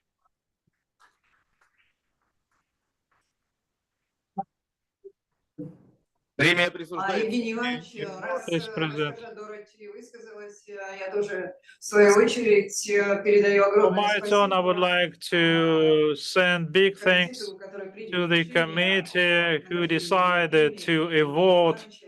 me Действительно, среди нас this with this prize. Of course, we have many people in our team мы идем, которым доверяем, which we follow in our work, and we value them very much. For me, it's a big honor to get this prize among the first. Евгения Ивановича. Спасибо огромное. This prize after Evgeny Ivanovich. Thank you.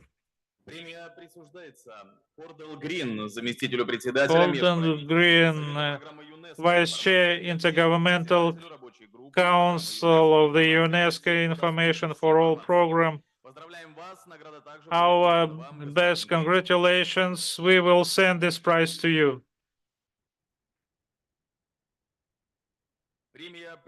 The award is presented to Fatima Runat, Morocco.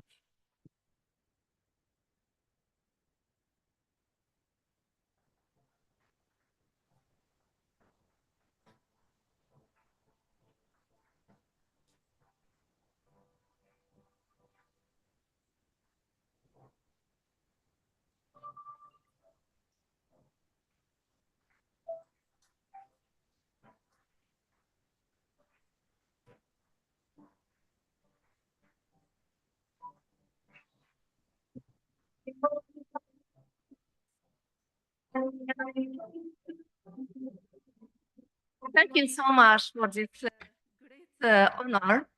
And thank you for two things. Because of the name of this award, which is a great name, behind this name, we can find a lot of things. The culture and scientific heritage of Russia, considering all these huge scientific products from Evgeny Kozmin. Evgeny Kozmin is also a title of human values and is a title of someone who were facing his country by knowledge, by the power of knowledge, and let me say by the magic of knowledge. The second reason which made this award interesting for me is because I received this honor here in Russia, in the country which is and which was and which is and will remain in our hearts and in our minds because of courageous states and the courageous position of Russia in international global affairs and humanitarian affairs. Thank you so much.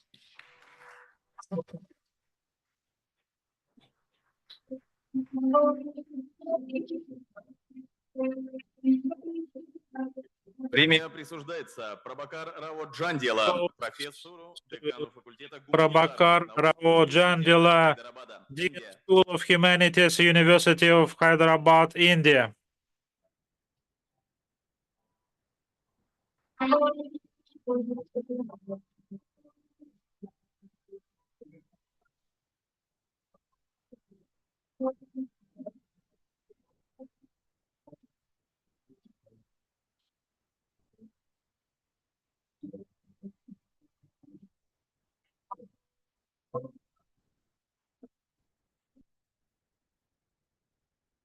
Yes. Как мы знаем, Евгений Иванович As we know, Evgeny Ivanovich Kuzmin is always fighting for the objective IFEPA и за good results of the work of our group and especially for multilingualism and multiculture. For me, this award is a little bit unexpected. Sergey didn't warn me about this.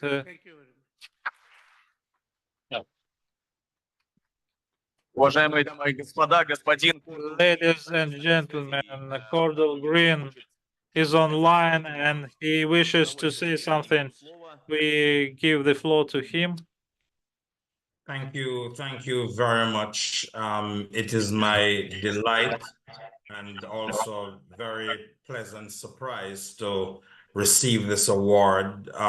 It's particularly delightful because of the person in whose honor it is being extended, but I am particularly enthralled to be in such great company, persons such as Dorothy Gordon. So this award is deeply, deeply appreciated. Thank you.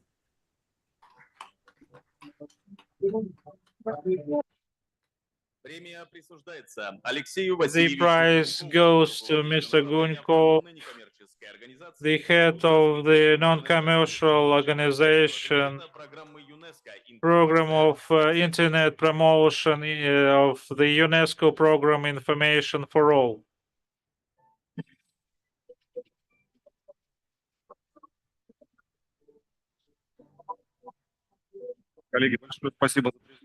Colleagues, thank you very much. A big surprise.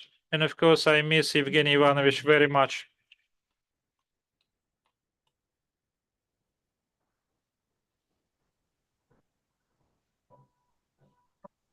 Конечно же, общие фото и ваши аплодисменты. Your applause to... Спасибо. Thank you. Ceremony of awards given of the prize after Evgeny Ivanovich. Our congratulations to the winners of this prize, and we would like to thank all those taking part in this event. Thank you. See you soon.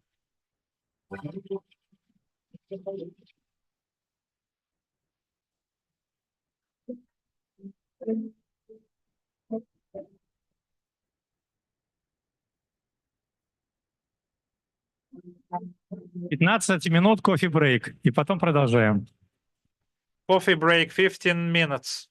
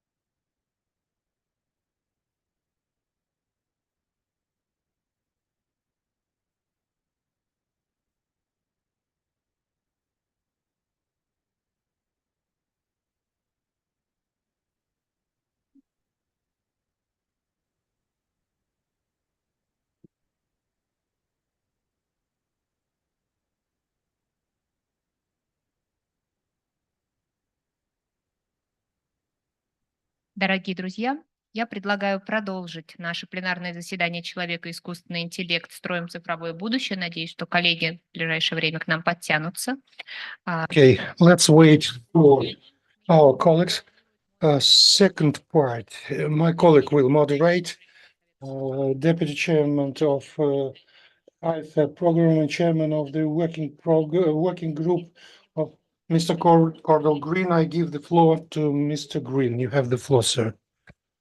Thank you very much, Anastasia. Good morning, good afternoon, good evening, everyone. Welcome to the continuation of this plenary on human and IT shaping our digital future. This means we are concerned with the long tail story about humans shaping the future with tools. Of course, we will only have a future if the close relations with IT do not lead to an apocalyptic end. So as we listen to the distinguished speakers, let us keep in mind Mustafa Suleiman's omen. And I quote, "Technology's unavoidable challenge is that its makers quickly lose control over the path of their inventions once introduced to the world. Consequences ripple out unpredictably. People can use the technology, adapt it, shape it however they like, in chains of causality beyond any individual's comprehension." So that is the frame and the background against which we begin our story. And we begin at the beginning, indigenous peoples and their futures. And our first distinguished speaker is the Deputy Governor of the Kansi-Kantimansi Autonomous Area, UGRA, Elena Shumakova, who has been working with the UGRA government for 14 years, developing international humanitarian relations, supporting civil society, institutions and volunteerism, youth policy, leading in strategic humanitarian areas such as education, culture, the arts, sports, whilst paying very special attention to the preservation and promotion, as well as the identity and distinctiveness of indigenous peoples of the region. Deputy Governor, the floor is yours. Thank you. Thank you. It's true. Today, one of the most important topics of our IT forum deals with AI, and developing this topic. Probably you've been at our expo. The key role at this expo has to do with using state-of-the-art technologies in education. We don't understand that's a huge challenge, and presently, for the couple of last years, our region is the leader when it comes to development of a platform digital solutions, and our educational platform is the best in Russia. And for us, it's important that at IT Fora this year, 20 regions, Russian regions, are represented. They would like to get licenses, and they would like to introduce our digital educational platform in their own regions. We are discussing such opportunities at the fora for other countries who are interested in importing these solutions. And from the point of view of AI development, one of the innovations which we are introducing into our digital educational platform this year is use of AI opportunities for analysis of kids' talent of different ages, different parameters of these talents, in order to develop in our region and in the future to develop it all over our country, to educate champions in each and every sphere: culture, education, sport, etc. That's why AI and digital solutions, no doubt, it's a toolbox for teachers, for professors, for those people who are part of humanitarian development, who are investing in the human being and who are creating new opportunities for self-development of talents. That's why our approach is balanced and harmonic when it comes to using of the state-of-the-art technologies. And it was very important for me that we started our IT for giving awards to our kids in the area of cyber safety and security, digital security. This is a project which has a lot of effects.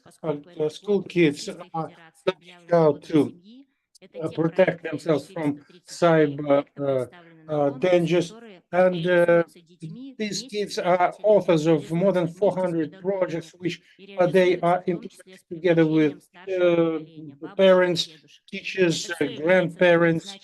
This is a very important contribution when it comes to fight cyber cyber challenges, which have been discussed at our first session. And in my presentation, I'd like to touch upon one of the bases of our inclusiveness and identity. I mean, our language, our culture, of indigenous people, indigenous people of the north. We are approaching this through digitalization of our heritage. It's very important for the entire country, especially during this decade of culture and languages of indigenous people. For us, it's a very important topic because Khanty, Nancy, and Nenets people are living here, 6 language groups and a lot of dialects. So we do our best to maintain, to protect our folklore, our languages. No doubt we do understand that equal access creates a basis for this. Dorothy Gordon mentioned this together with other speakers of today. That's why during recent years we keep implementing the IT village villages where indigenous people of the north are living. So we are implementing educational program which opens access for them to civil governmental services and projects, implement projects. So we have more than 77 such projects which cover 77 villages. And we also developing new project. It's camping ground and kindergarten project. It makes it possible not to take kids from their camping grounds or nomad camps, but they keep living there and they get access to all the necessary information, maintaining their culture. And this is an important contribution in maintaining languages, tradition, and culture, without undermining their opportunities to get more information. They get education without leaving their families in their nomad camps. I'd like to continue saying that these projects allow us to involve civil society representatives because development of educational programs makes it possible to get grant support from for teachers who are developing solutions which allow to keep educating people online. Next project is entitled First Profession. It's an opportunity for school kids to get their profession without leaving their schools. Professions which will allow them to go back to their nomad camps, but with the possibility to start their own small businesses or to do other things and to work in the areas which will help them to maintain their traditional skills. It's like dealing with skins, or would produce souvenir products, develop ethnotourism in the nomad camps. It's a very popular type of tourist in our region. More than 140,000 tourists visited nomad camps in 2023, and we do understand that it's future-oriented type of business, type of tourism, and it's important for us that this project allows our kids to get familiar with creative industries, to know better their traditional heritage, in order to develop their own businesses on this basis, maintaining their traditional environment at the same time. Next project which we are implementing at another level of education, it's the Institute of Professional Education of the indigenous people of Ukraine. This program is developed on the basis of our Ugra University that offers opportunities for professional orientation, for generating interests of our kids to learn language, to learn better their culture, and to get professions which will maintain their traditions and traditional skills. Part of this scientific research, which allows us to be part of sustainable development, conservation of traditional environment, and to involve our people in the development of the North and Arctic regions on the basis of our president's decision in Khanty-Mansi, where we are creating innovation technological center, and one of the area where this center is active is health. It's other areas which could be useful for our new educational institute. It will allow indigenous people to develop their own opportunities, and it helps us to digitalize language and cultural heritage, and to understand better our culture and our heritage. Other projects aimed at maintaining languages. Here, I'd like to thank our colleagues from the program Information and Communication for All UNESCO program. Why? Because thanks to this program, we started to develop our monthly language platform. We had to develop IT solutions to digitalize our languages. Now we are doing the same for monthly language, and we will integrate state-of-the-art platform into monthly language like Yandex Translator, which will make it possible for our people to get permanent access to this information. We now have 44,000 pairs which have been formulated. For us, it's important for the platform solutions like Yandex. It's important for this platform to reflect the individuality of indigenous people language without English words, without words from other languages.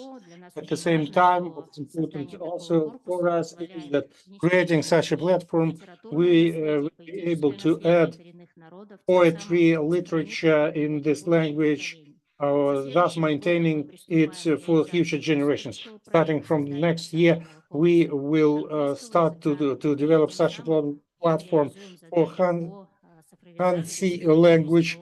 Thus, we will digitalize our language and heritage, which will allow us to use these languages to train our kids, train our students. At the same time, on the basis of such solutions, we are implementing projects like online translate of monthly language. We are testing now And now civil society representatives has developed this platform on the basis of governance grant. Now we have 5,000 words integrated there with pronunciation. It's accessible resource which could be used via computer. It allows our kids to learn their indigenous language starting from the preschool, and creation of such sentences allows new opportunities. And we have grants for the projects in cultural area, in the area of creative industries, and we'll pay special attention to such conservation projects. I would like to note the work of another important institute to preserve our native languages. This is the Digital Information Resources on the basis of our mining institute, Ugor Institute. This is about the creation of depositories of folk, Obsk, Uyghur, and other people's language heritage. So we digitalize them and we show how through digital environment we can create modern digital folklore industries. So we have also the dialogical compilation, which has numerous database. We have also a depository of other languages. We have 4,000 hours of songs,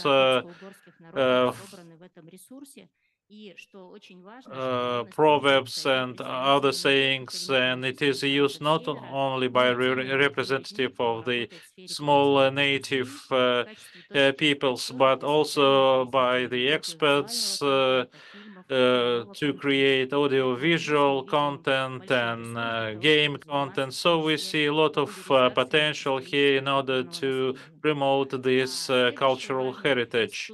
Another important institute is to promote this ethnographical museum under the open skies, Toruma, so you can go deep into the culture of the small northern peoples. So this is another important step in order to familiarize yourself with these cultures. It is located here in Khanty-Mansiysk. It's quite popular. It's just the very popular spot of visits by small indigenous peoples, and it also dealing with a huge research and scientific work by creating the folk content to learn native languages.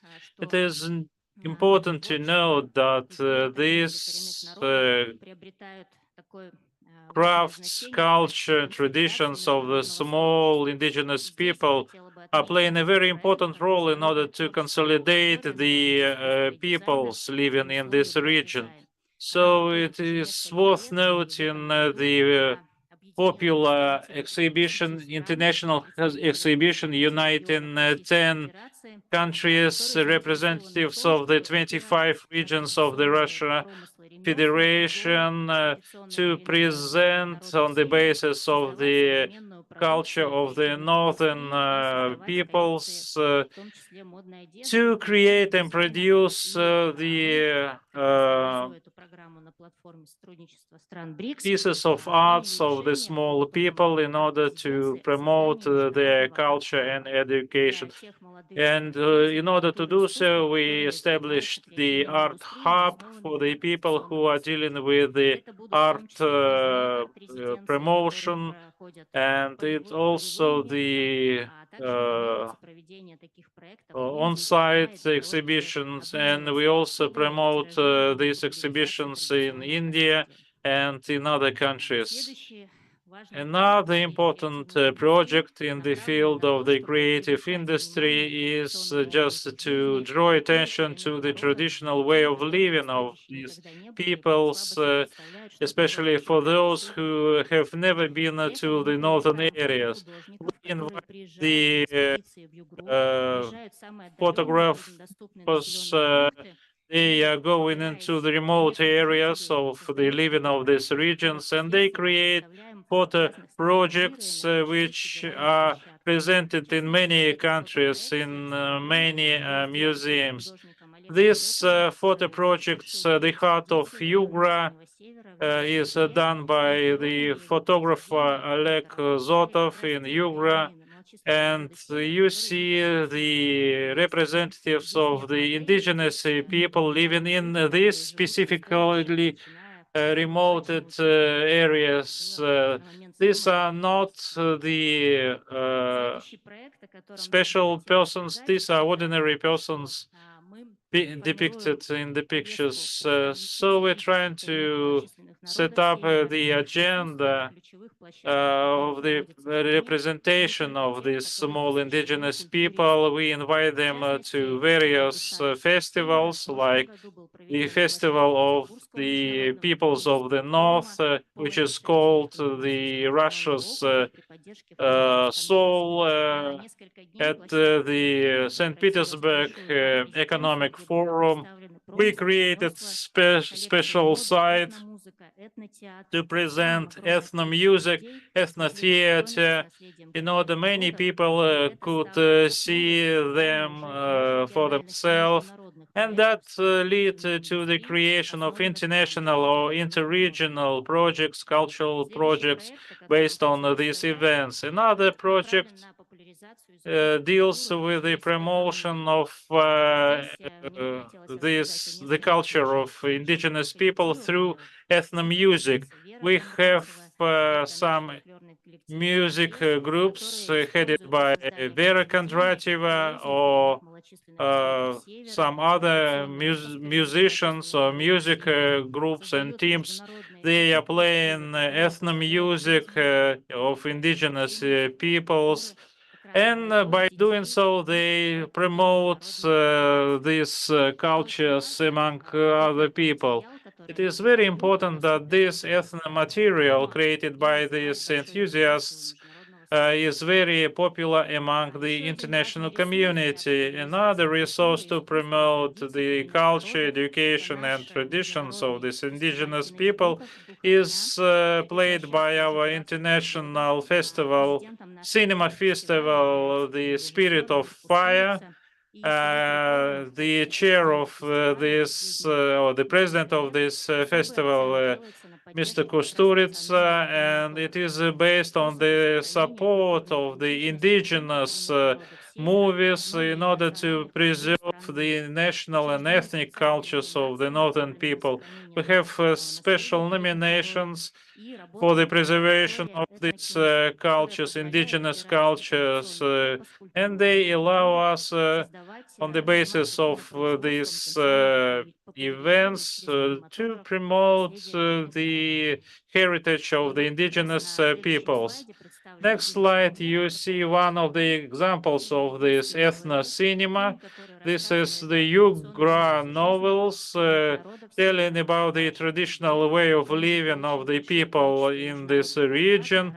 It was awarded by many prizes at the festivals, and it tells about the people living in this region. So a hunter woman, or living in the forest, or people saving the people in distress in remote areas, or indigenous teachers and indigenous culture activists which are trying to promote these indigenous cultures. Another important area is to create the collections of fashion items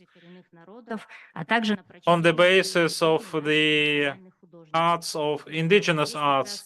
You see the presentation of the collections by Ugra artists created by Ugra artists. You see costumes and clothes with the pictures and of the arts of the indigenous people. So by doing so, we popularly promoting these items.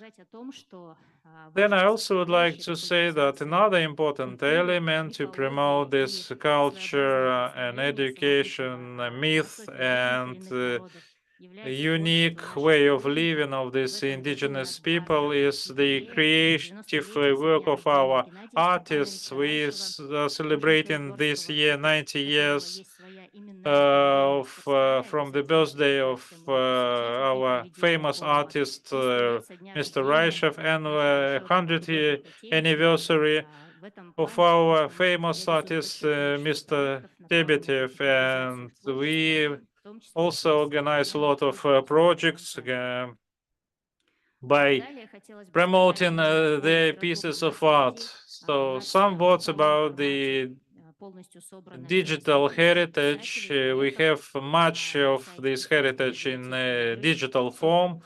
In the Ugra library, we have the collections of 34 writers, which is more than 700 pieces of arts, and we promote them in the cyberspace. Another important area is the creation of the language core body through the digital information resources. Annually, we're trying to digitalize a lot of newspapers, magazines in indigenous languages, which is newspapers Hante Yasan, Kluima Seripas. They are published in indigenous languages, and we have been also creating their audio versions, which means that we preserve not only the writing, but also the sounds of this language.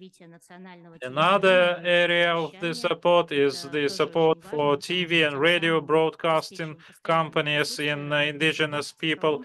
So we ensure the presence of these languages in the air, in the broadcast area, and we create also programs for children, which are used by the teachers of indigenous languages to teach indigenous languages in schools and kindergartens.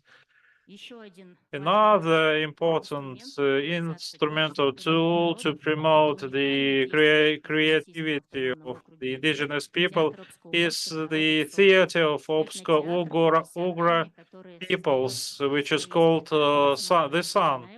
It also performs shows in indigenous languages, promote the legends and traditions of the northern peoples. It always present in the international theaters, and it was presented in UNESCO headquarters in Paris.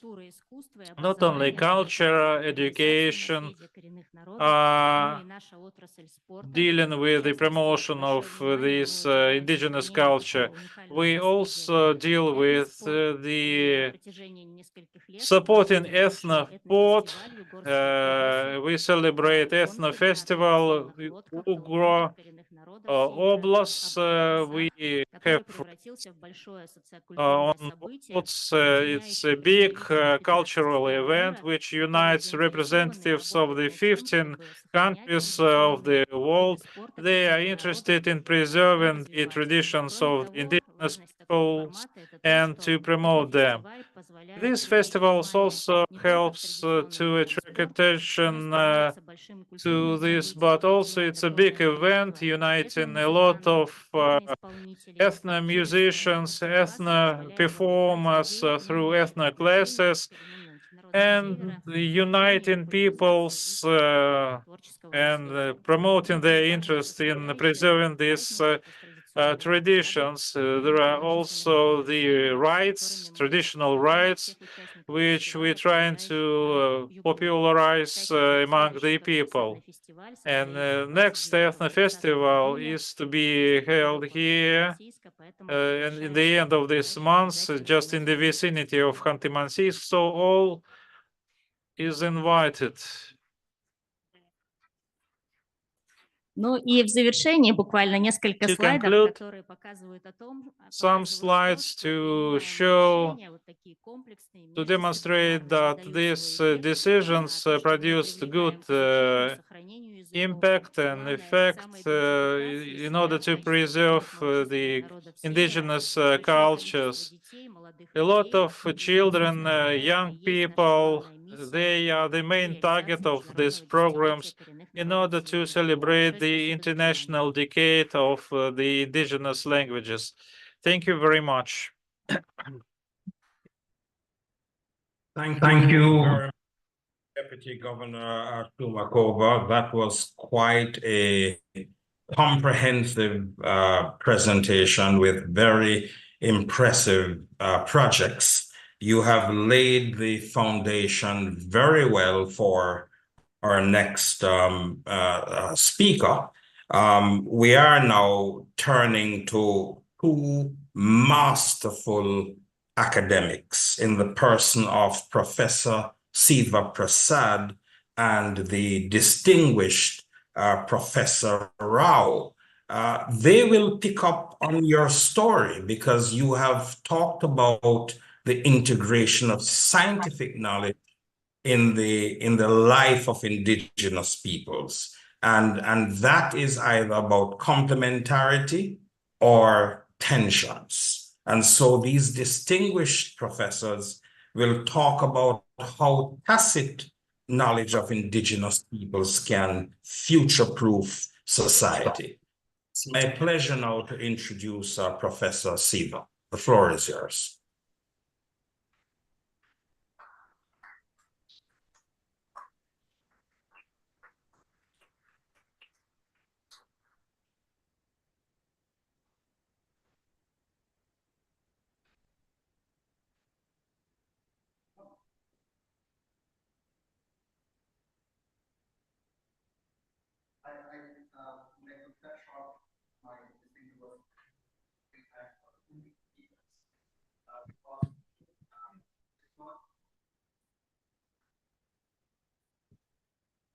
Oh, sorry. Because I wanted to save time for the others, because there is no AI control over presentations. So I would like to control myself. Thank you. And you see, I was trying to talk about using the past. Basically, past is the knowledge of the people that they have and how it can be used to protect the future of the humanity. Is the basic idea, how AI can play a good role in this. And in fact, if you really look at in all societies, culture basically is the basis. And you know, tangible culture is much easier to be expressed than the intangible culture when you want to digitalize. So that is the reason why, because one is an expressive one, the other one is more in terms of cognitive and other kinds of understandings. That's where tangible culture becomes manifestation of the intangible one. And that's why it's easier to, because there are art forms and other kinds of things are easier to document. And intangible is more difficult to, to deal with, because it deals with values, ethos, beliefs, morals, what all we have, worldview of the people, etc. And that's the reason why we find the intangible culture is expressed in terms of the knowledge systems, in terms of the other kind of values that they possess, expressed to, because they're again not uniform, the same for everybody. They might structurally they might look to be similar, but they are not the same. And in fact, what is this intangible cultural knowledge? It's actually a quite rich experience based on what they have acquired in the surrounding habitat, and because that reflects the nature-human relations very clearly expressed. And that's where the knowledge, which is deep-seated in that, and that's local, it can't be universal that because there are no universal solutions for local problems. And that's the reason why it's important for us to, the intangible cultural knowledge actually provides solutions to the local problems. That's why it becomes all the more important. And we can find solutions for many aspects, including the kind of catastrophes that are happening today. And in fact, what intangible cultural knowledge does is it provides, it allows us to have sustainability of biodiversity. Because basically, most of the indigenous communities believe that they are not the only creation, they are part of the entire creation. Therefore, they think that survival of the biodiversity is survival of humanity. That's why we find biodiversity, sustainability, and that is where, because there is harmonious relationship between people and the nature. And if you upset that relationship, we know what is happening today. All the catastrophic nature-human interaction that have impacted us, you have environmental imbalances, and that leads to much more kind of larger consequences. Like it can threaten cultural and knowledge diversity, because if you are homogenizing things and if you are trying to dominate and impress, in fact, I think earlier presentation it was mentioned, conquering the human mind. I think it was one of the earlier speakers spoke about that. And now that means intangible indigenous knowledge, when we are talking about, it is a shared knowledge among the indigenous communities. It's a public good. It is not a private kind of enterprise. And it's never used for making any profits.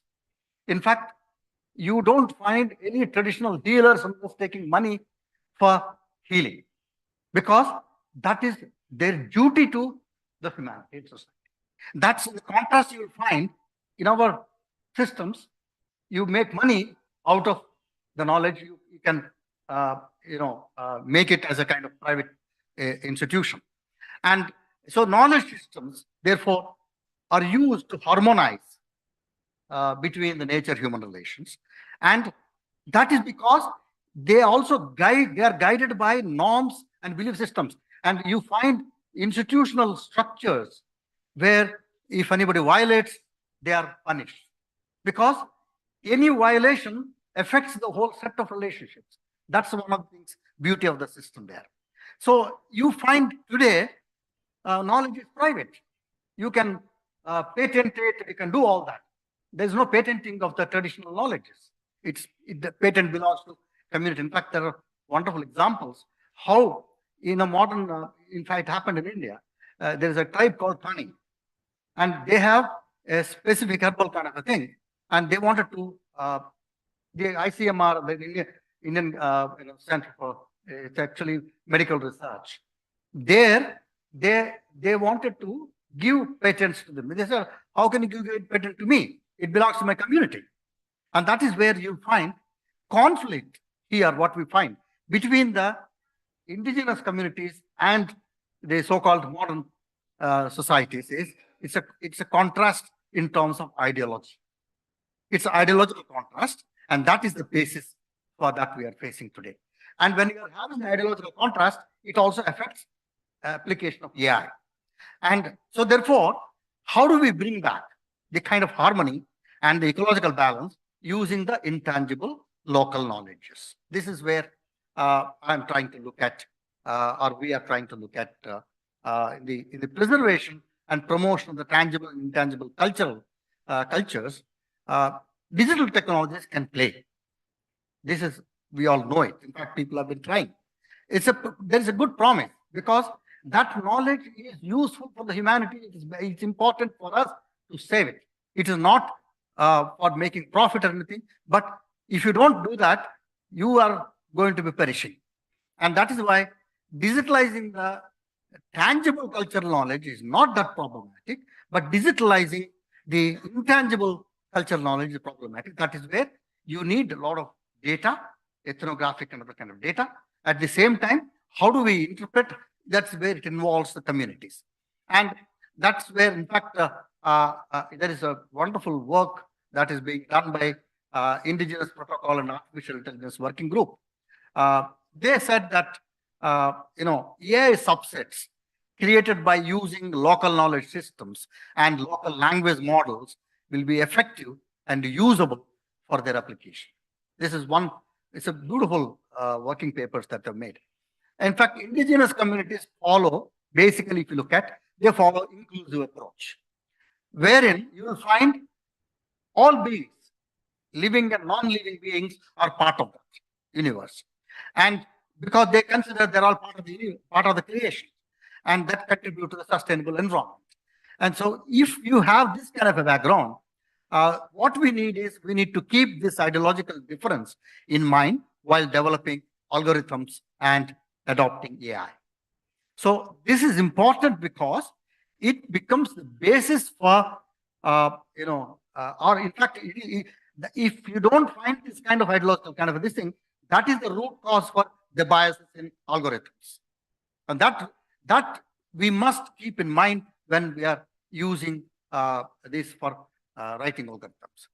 And this is where we are trying to argue that it is not centralized kind of AI that we are talking about.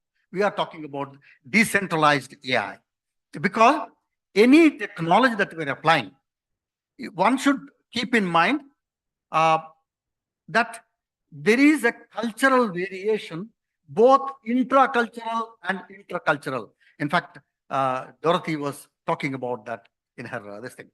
And that is, you should not think that everybody looks the same.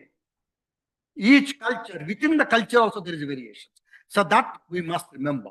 If you ignore that, what will happen is you get homogenizing the entire thing. And that's where you will build universal AI models, which will lead to very fictitious kind of outputs. And therefore, it can also affect, apart from that, it can also cause decline of cultural and linguistic diversities, and which becomes the basis for entire existence of the communities. Even if these communities are very small, they are distinctly different, and we must, when we are trying to digitalize them, applying AI, we must remember that they are distinct and different. It has to be distinct. The AI has to be distinct. And that's where, again, I would like to quote the Indigenous Protocol group.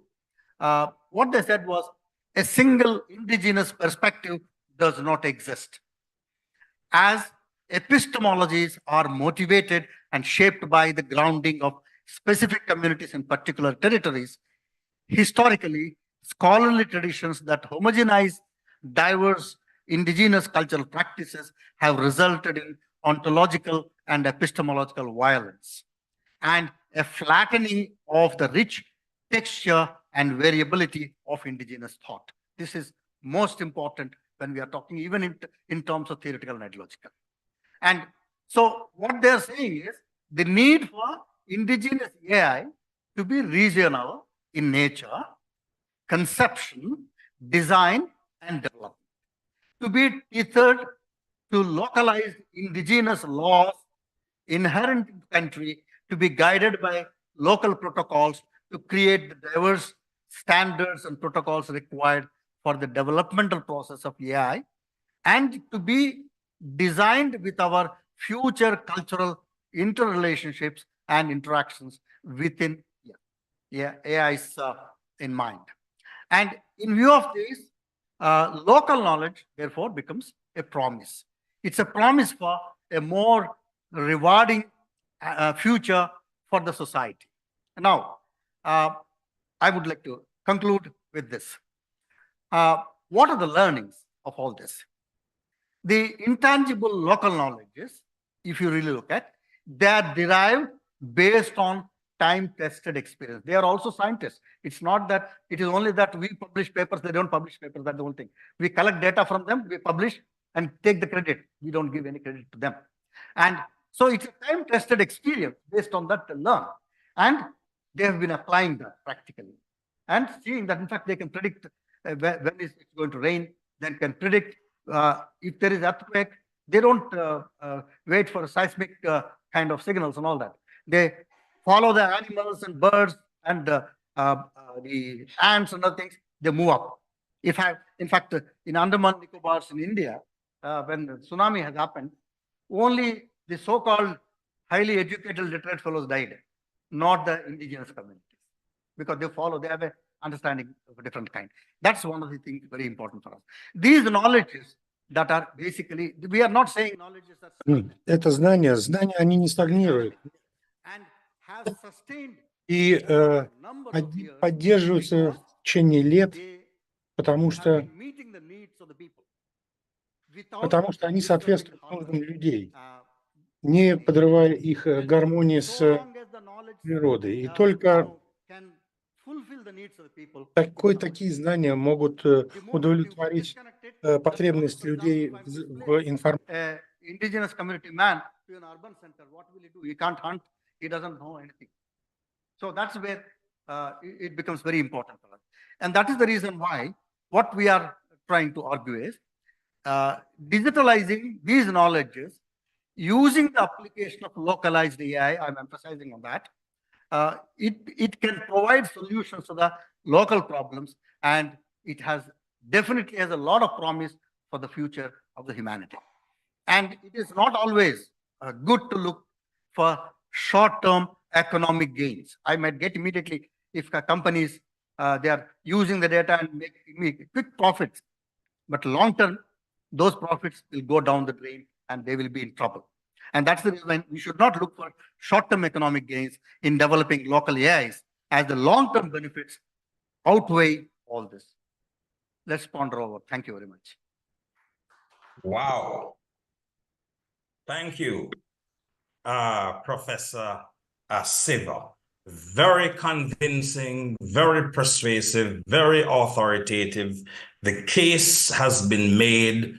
You didn't put it this way, but I distill from what you've said that scientific knowledge is not superior to intangible and tacit knowledge. And you have helped us to frame the value of the past and traditions to the future. Now that raises a question. There's another issue here, which is the confluence of low public awareness and literacy at precisely the moment we need public awareness and engagement around AI governance to mitigate risk. This is a challenge, and I don't believe it requires the intellectual acuity of any better person than Laszlo Karvelik, who is joining us by video from Hungary. Laszlo.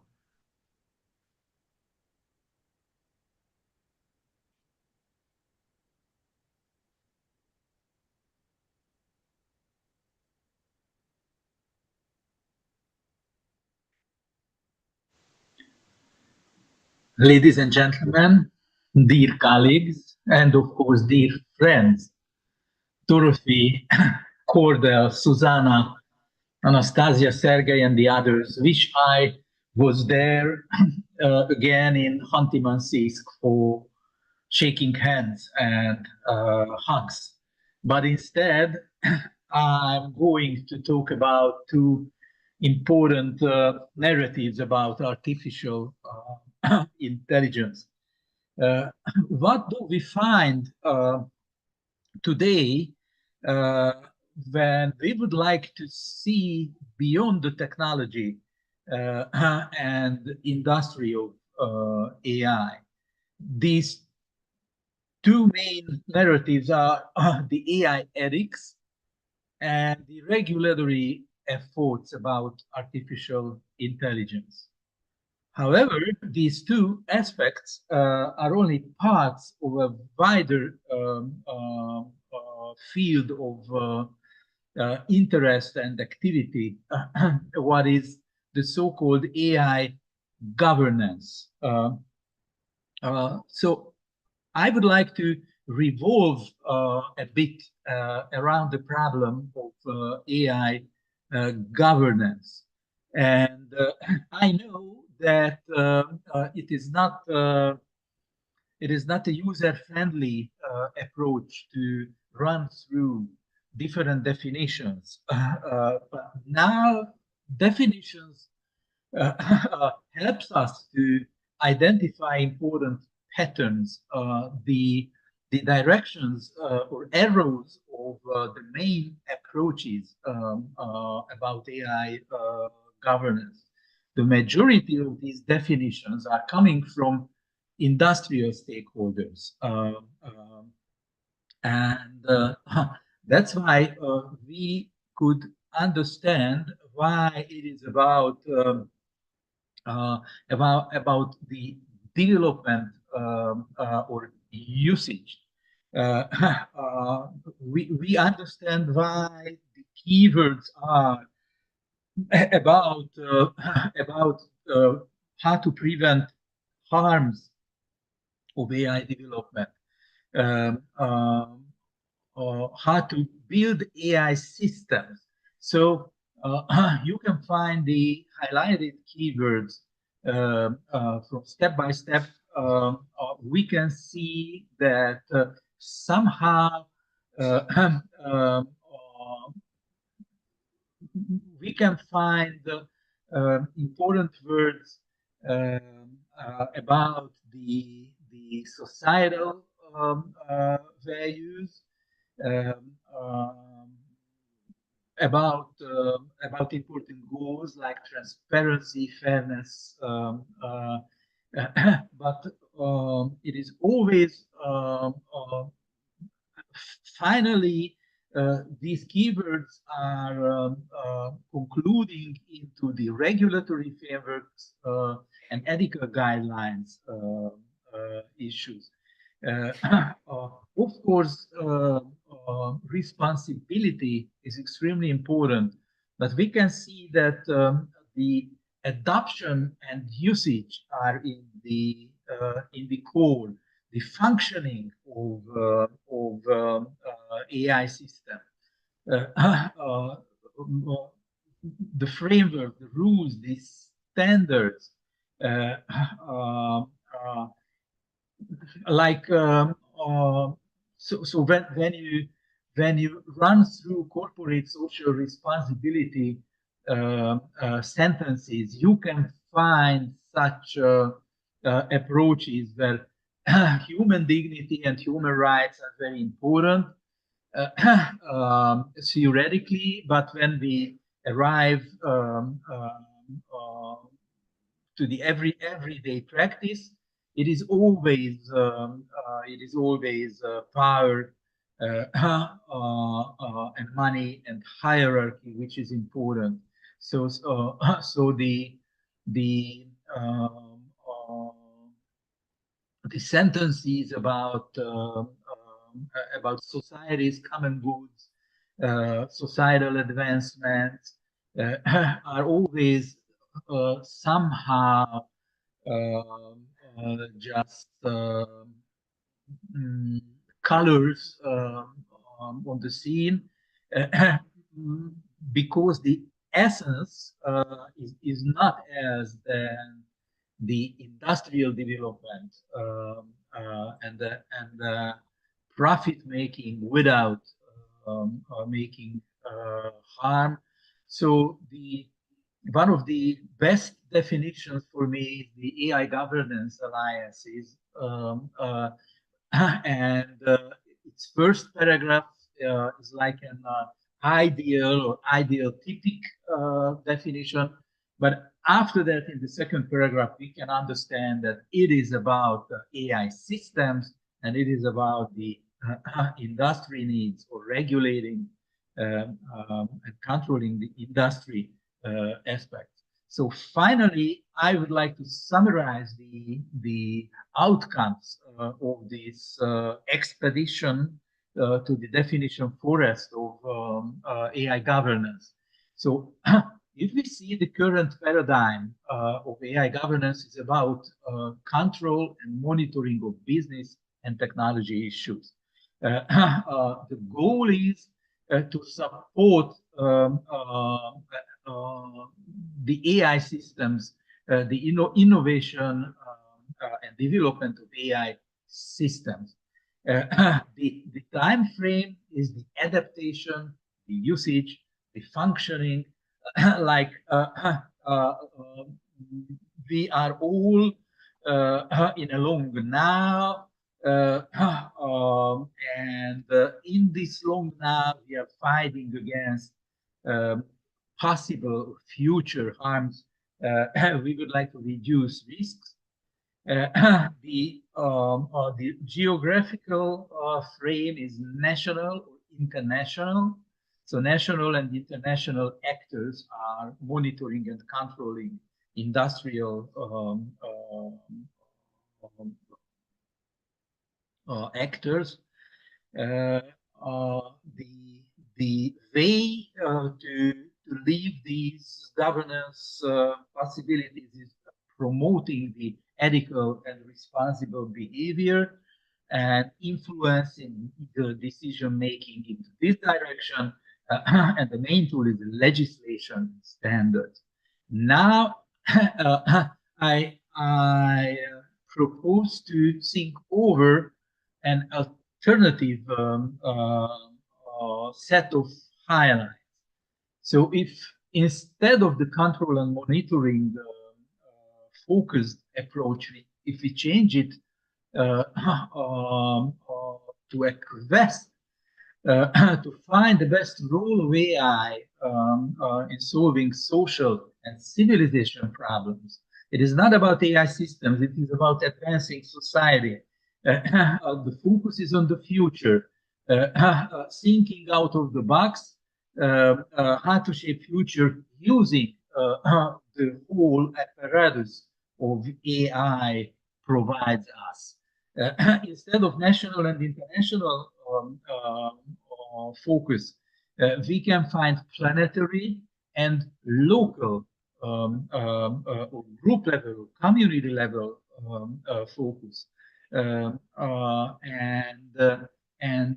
instead of the simple promotion, it is a kind of multi-stakeholder coordination and cooperation which can support a real AI governance. Of course, there is no way to make it without a kind of institutionalization. Since it is a quest, the institutionalization can be experimental in this phase. When talking about it, there is nothing new in this proposed approach, because a few years ago, a so-called AI alignment movement raised against the one-sided technological and business approach to the AI. The mission of this alignment movement is to steer AI systems toward the persons or groups' intended goals, preferences, and ethical principles. So I would like to add one moment to this AI alignment program, which is about the knowledge governance of AI, or AI knowledge governance. The most popular term is knowledge management, we live by. Again, in organizational and industrial environment. But beyond knowledge management, there are a lot of important primordial activity form, how to detect knowledge gaps, how to influence the creation of new knowledge, planning knowledge cycles, orienting knowledge workers, and so on. This is a deeper set of knowledge-related activities, and this is AI. This is knowledge governance, and we can apply this knowledge governance approach to the world of AI. it is a very important part of future building. First of all, it is very important to be and to change ideas and meanings within an epistemic community. So the language we are talking about AI, the terms which we use, including the artificial intelligence itself, learning, decision-making, conscious AI, and so on. We have to change all the vocabulary. We know that this is not it is not a form of intelligence.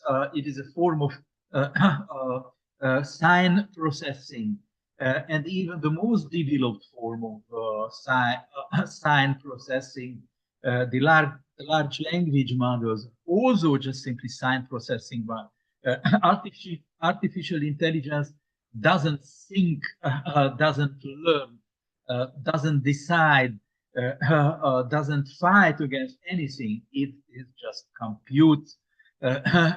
So even if within the scientific guild, it is obvious that we should change the language. In the public speech, there are a lot of controversies.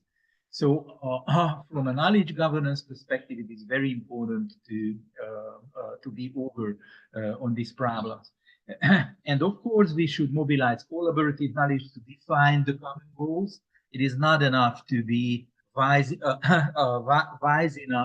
to list these important issues of general AI governance. Of course, we should follow, monitoring, and analyze the knowledge production itself. And finally, we can deal a lot with the so-called AI literacy in schools and public discourses. So finally, I would like to say a few words about AI literacy, why it is important, and what should we know about it. Of course, there are a lot of definitions. They are somehow enough to understand what AI literacy is.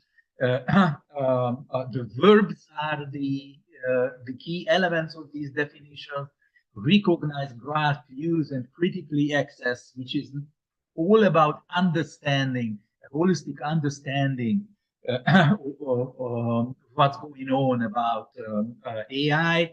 And AI literacy contains or melds previous forms of literacies like information literacy, data or big data literacy, statistical literacy, visual literacy, the critical media literacy, or participacy, the participative literacy.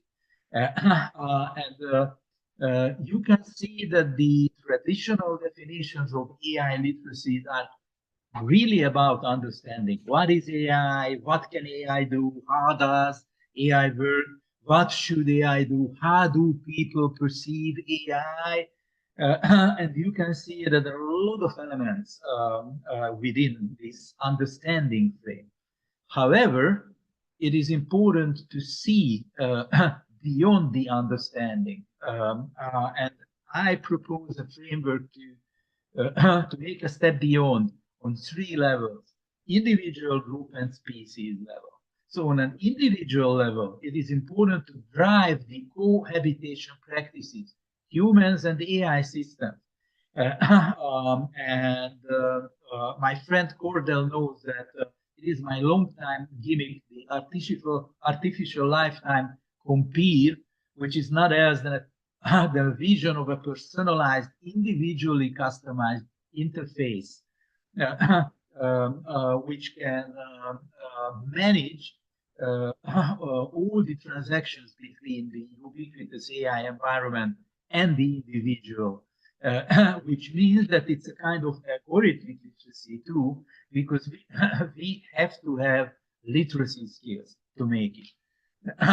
On a group level, we should be able to orchestrate the human and digital components of action communities, organizations, and different project communities on different levels. And finally, AI literacy means that we should be able to be a part of a global dialogue about the future priorities of AI development. Thank you for your attention.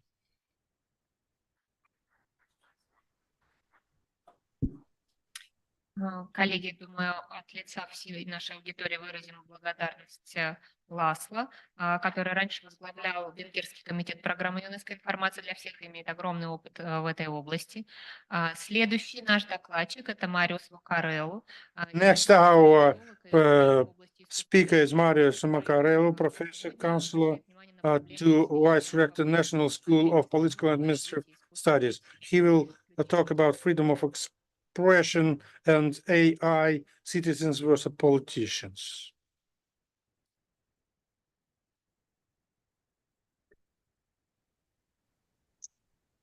Hello, my presentation now is about freedom of expression and artificial intelligence, citizen versus politicians. It's important to know that freedom of expression is a very interesting concept. It's especially and specific mostly for constitutional law. Normally, the people from legal science analyze most this kind of concept. And at the same time, there is a very psychological concept because, you know, every day we are walking, we are doing things which are more or less related to freedom of expression. Just for example, there is a boy, he's in love with a girl, and his preference is about some kind of music, and the girl he wants is from another kind of music. So he needs, if he wants to make more steps to her heart, yeah, of course, he needs to analyze a bit his preferences and to change it, especially in the beginning, more or less after that. At the same time, for example, try to analyze the freedom of expression when you are in a company, when you work and you have a chief and you have a director or something. He's not always very tolerant with different opinions. And life is something very interesting because life is something very important related more or less with education. What I want to say, every day we have education. Every day we have people who grow inside schools. In fact, grow with their wisdom. And with this kind of knowledge achieved in universities, these kind of people, of course, they learn about good practices, good examples of good governance. And good governance means, looking back to history, that countries who didn't respect too much freedom of expression was not always very successful. In fact, empires was more or less a rule of history, but there is no empire who live forever. Sorry.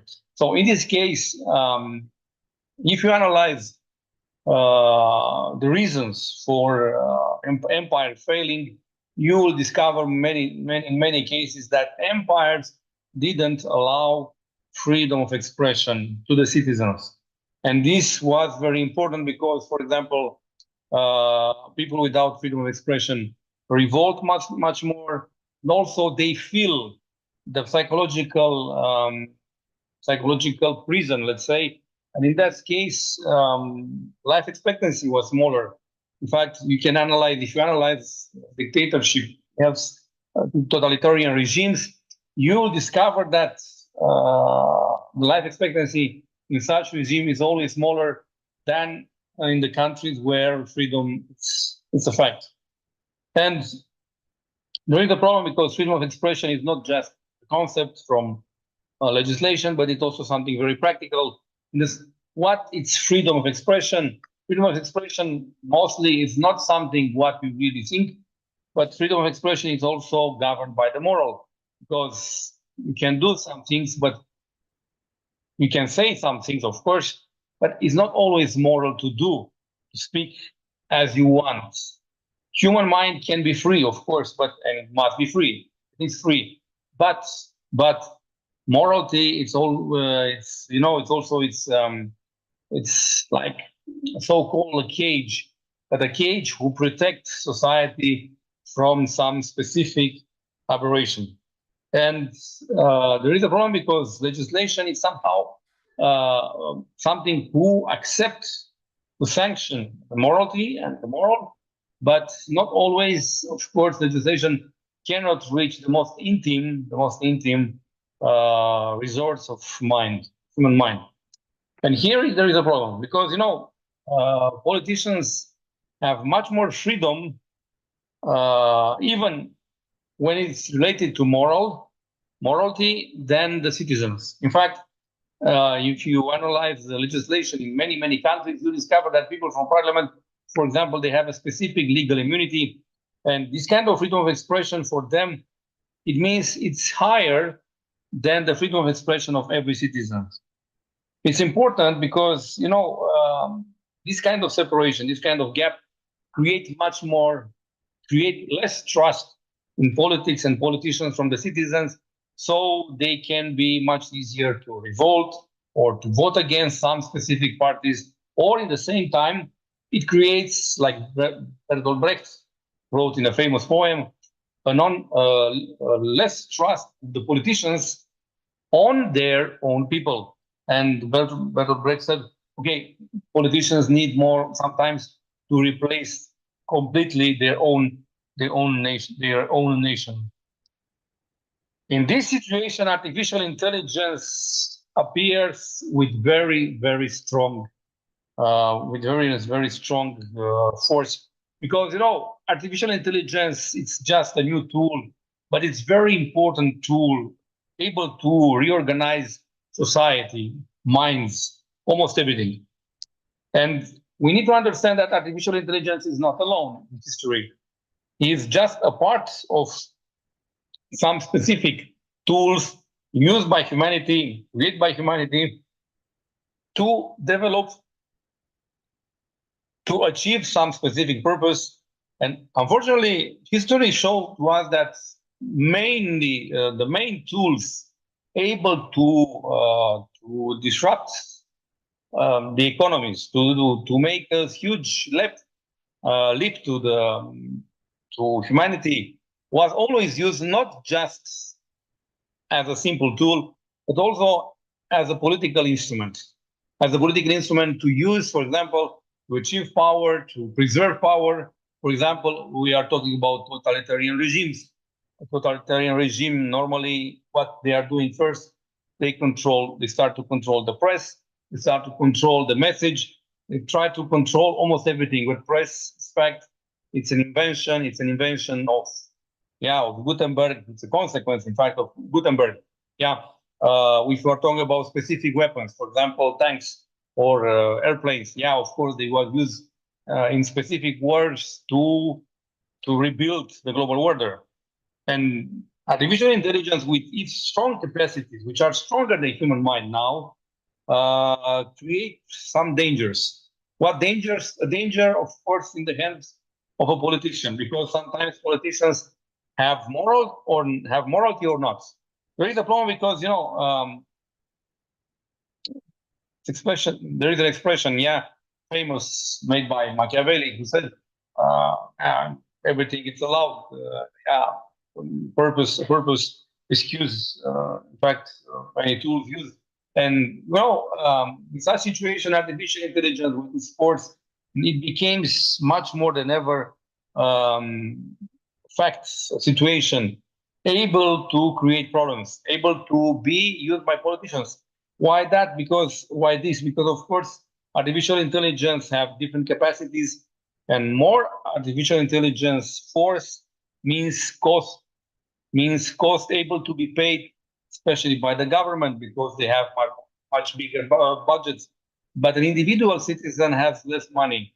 And this kind of comparison, maybe a citizen can have access to some artificial intelligence tools, but a government can have, with their own money, access to more capacities inside the same instrument.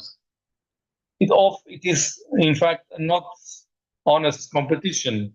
It creates, in fact, the wish of politician to achieve political power or to preserve it. In fact, from this, when you have such a strong tool, there is a strong temptation. What temptation? Of course, to use it to achieve such force and for such a long time, which is not able to be defeated by your political competitors. Yeah, there is a joke. Yeah, what you do if you have $1 billion, and some people say about some beautiful measures, donations for some other people. But wise people said, in the moment when you see this quantity of money, you will be a different person and your mind will be different. So in such situation, artificial intelligence, which are now more present than ever, creates much more problems. And to achieve power means, in fact, to analyze, to influence the competition in public debate. But when you achieve the power, you want to preserve it. And when you want to preserve it, you want to survey everything, you want to analyze everything, you want to watch everything, and you want to, of course, to have some preemptive measures against all your people. Or this kind of situation means, in fact, that you want to watch the people, to see what they are doing, to analyze their wishes expressed on internet or something, and from that moment to establish some specific categories. And if a citizen or a group of citizens express their ideas in that category, you don't like it, you will have first the record of them, and second, there is always the danger that you will use against them. It's not necessary to use it, but everyone understands now that the force of artificial intelligence is so huge that it creates much more problems for normal people against governments. In fact, we know it very well. In the last 50 or 60 years, there are many films, books, and articles who said government became a danger to the people. Why this? Because government have much more force, have much more money. And if they have such a tool like artificial intelligence to block freedom of expression first, and then and secondly to implement, let's say, to enforce a new kind of society, totalitarian, when you are the supreme leader, it's a danger for everyone. Maybe this image is not very happy, it's not very white, but the situation is something like this. And analyzing the quality of politicians today, for example, in my country, the prime minister finally passed the exam of high school, graduated high school when he was 37, for example. So with such kind of politicians, you understand that any danger can be possible.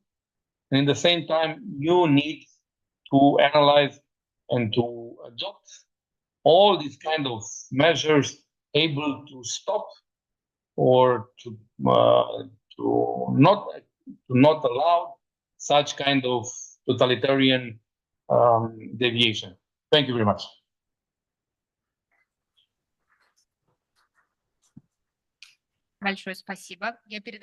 Thank you very much. Now I would like to give the floor to our next speaker, who knows not by hearsay the power of AI in order for the expression of free wills. Vladimir Bebech, Director, Astra Media Professional Communication Agency, Publisher. Добрый день, уважаемые коллеги, Сергей Дмитриевич, уважаемые эксперты. Для меня большая честь и радость всегда выступать на этой конференции. Я это делаю каждый год, начинал в 2018 году. И тогда говорил о том, что мы заходим в новую парадигму мироустройства, когда интерпретация будет превалировать над фактом. Неважно, что произойдет. Interpretation would prevail the results. First, who interprets this, and second, who deals with this information. So it's not the solid fact when you get the information that it is a deep fake. It would be considered after that. So a little preamble. This IDC company estimates that our volume of information doubles each year. This year it increased by 55 times. It means that we have a lot of information and we are not in a position to perceive this and process this. To get information, it's not a problem, but to filter this information, that is the problem. And instead of writing, we put emojis, and we are not able to read the whole text. We can read only several sentences. If we are suggested to read 2 pages, it turns out very difficult task for us because we receive a huge amount of information and we are not able to proceed this information in different manners. Why? Because there are some problems that we face. The volume of information that we have is not possible to digest, to process. And experts say that only 1 to 7% of the total global volume of information is processed. All the rest is unprocessed. So technically, we do not have capacities to process the whole amount of information. The Dialog company says, Dialog regions of Russia says that the number of fake information is increasing and it could double from 10 to 22 million of fake information. And fake information or incorrect information is disseminated faster 2 times as the correct information. So we react to the fake information faster as compared to the correct information.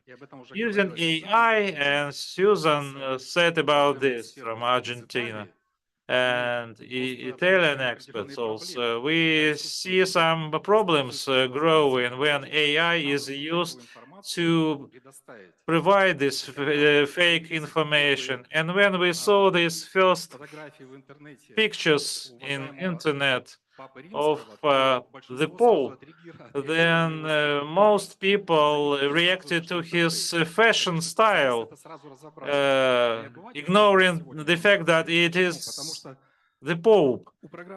Because why? Because the program still carries the glass, the plastic glass. So they used the different person, and everyone realized that this is a fake, quite professionally made. So programs and software are going better and better, and they are accessible to small teams of experts or computer experts. Soon we can expect that they would be used massively. Deep fakes are very serious technologies, and we can say about both positive and some risks associated with these technologies. In other words, risks. Positive side. Some young people are having fun using this deepfake software. So just like having a 6th finger when you insert a famous person into your picture together with you. So today it's very difficult, the reality from the fake. And speaking about the positive side, we can talk about some positive elements of these technologies. Deep Art IO team. They create very wonderful deep fakes related to the culture or cultural figures like Dali Museum in Florida. And they use deepfake promoting the exhibits in this museum. You can find this information on YouTube. They are quite impressive to watch. The same quality of deepfake you can see in the Russian segment of YouTube. It deals with Rodchenko. So it is created by software guys who are able to operate deep immersion software, which can reproduce not only image, but also voice and intonations. Central Bank of Russia informed recently that a number of fraudulent activities are related to voice activated systems, and this number costs at some point in time. I also used to work with these technologies, and I now would like to demonstrate this movie, how this deepfake can use in advertising industry. Представляем личные сообщения от Месси. So, Невероятная инновация personal от Waze, messages которая from позволит тебе Messi. отправлять персональные приглашения от Месси твоим друзьям за считанные секунды. My friend Gary has invited us to watch the game tomorrow. Выбирай из 1000 имен и 10 языков. Es increíble. Это невероятно. Inanimado. Es increíble. Не теряй времени. Получи сообщение от Месси прямо сейчас. Я благодарен компании ABC Show, которая обладает авторскими правами. I would like to appreciate ABC Show company, which provided this movie for this presentation. So they use deepfake for this advertising from a very famous footballer, soccer player, and he calls you by your name. It's quite impressive. And of course, we are talking about the generation models. I wouldn't like to mention all numerous companies which are working with deepfakes, but there are some quite prominent, quite advanced in developing AI and generation model. This is GPT company, OpenAI. This is deepfake, which you see on the slide, is created by software Sora, which can generate video, not 5 to 10 seconds, but up to 1 minute. If you visit their website, you will see a lot of these movies.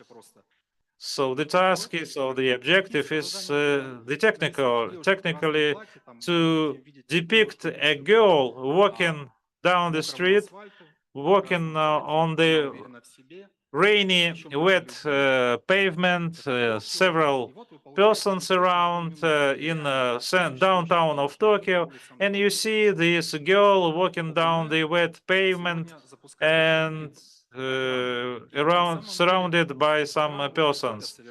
And there are some softwares already available on internet. I used to work with GPT-3. I asked a question about Surgut town and Ugra. What is this famous, the city famous for? But the information was factual and not interesting. Then I asked this software about Renoir artist, and chat answered me. He just started teasing me. He said that despite the fact that in Surgut you don't have any arts or pictures of Renoir, you can easily visit the famous museums of the world to see his works. So I was very upset and I started using GPT-4. I was very cautious especially about the public information informed by US magazines.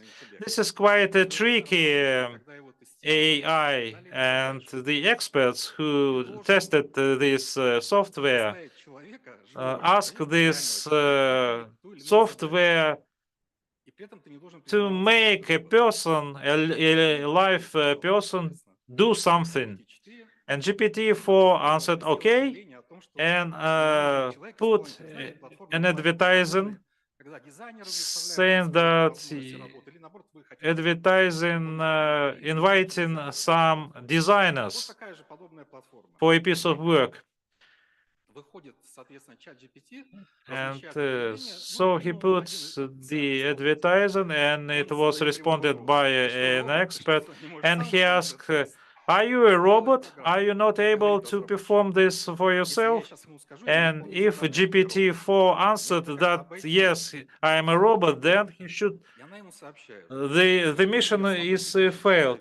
And he said instead, I'm a blinded person. I can't perform this job. That is why I invite a designer. So you see the manipulation by the GPT software, how to treat a person. Then we have GPT-4o.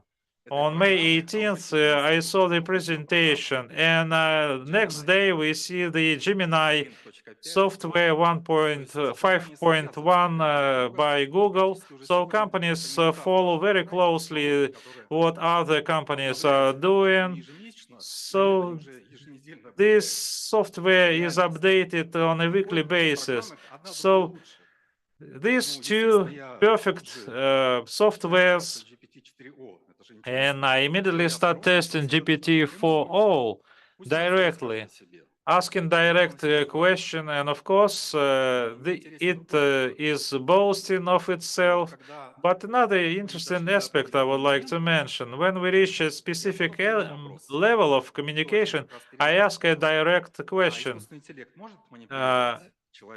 Does AI manipulate a person? And the answer, yes, AI has the potential to manipulate persons, especially if it is used illegally. And there are some options how to manipulate persons. And I stress can, a word can. In fact, it is already manipulating persons. It tells about the possibility to find keys, lost keys through the psychological invasion. So what does it mean? It means that we need some pieces of legislation to regulate this AI, because I'm getting scared. It's getting a big problem. And as I remember, last May, European Parliament introduced this legislation, and this is the first piece of law in the European Union to regulate AI. Why we should regulate it? Because of the software? No, because it deals with our children. It concerns our children. Some examples. Last year in the United States, there was an appalling case in one of the school. I know the name of the school in Florida, in California, sorry. Deep fakes were used in chats and used pornography. And this is the biggest part which is used in the porno industry and in politics. So the faces of minors were connected to the naked bodies of the existing people. And there is no legislation in the United States to prosecute for that. Only in September, there was a bill that companies should report about what they are doing, and they are not entitled to use AI to create pornographic materials using minors, but it is in several states only. In Florida, and those who did it in Florida, they were prosecuted legally, and that would create or set a precedence. Now we see a paradigm when we cannot filter the information, what is fake, what is not, and sometimes we got information provided by deepfake, which is a problem. How to differentiate what is the real information, what is not, or deepfake. Some experts believe and they suggest that the reality could be twisted, so it could have some cases or events which have never been in existence created by deepfakes. Some advanced softwares allow to do so. The AI creates a very high quality deepfakes, and in a year, in a month, it will be in a position to create such deepfakes, which could be very hard to differentiate between truth and not truth. Luckily, we don't have much teams which can use this, and now we need to look to find some countering measures. So, to solve the problem with deepfakes would be helped by AI itself. AI feeds on the information it receives from the different sources, social networks, internet. All the information available is processed by AI. It's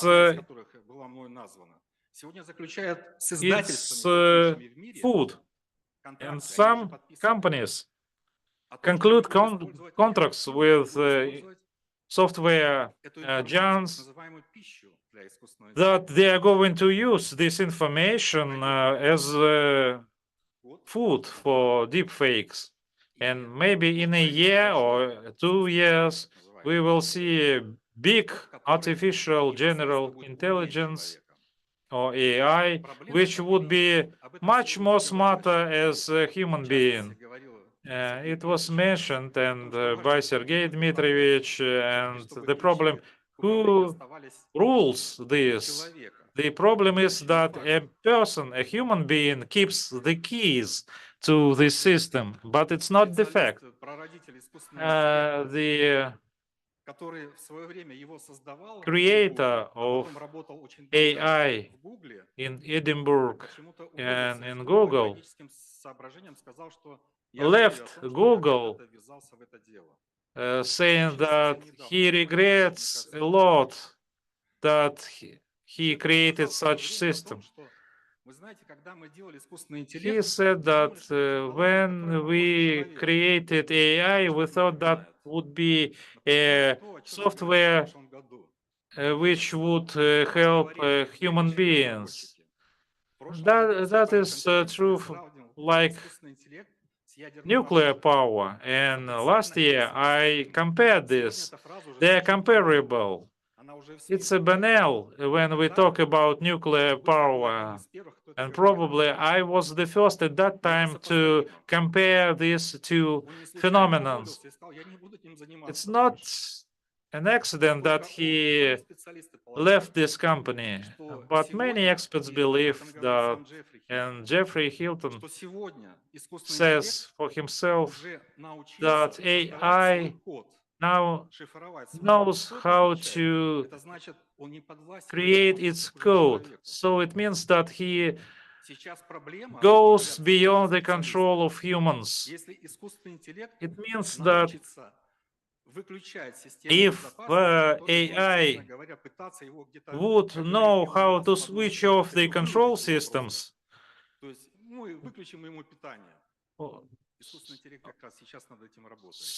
then it would be practically invincible. And it's not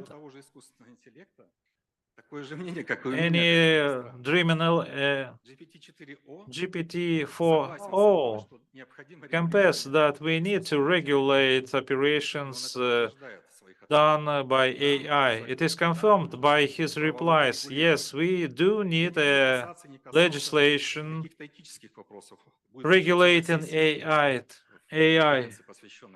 I wouldn't dwell on that. We will have a specific session on that. I'm talking about that we need a regulation of AI in Russia, because in potential we can get the information blackout when you are not in a position to differentiate what is true, what is not. Thank you for your attention.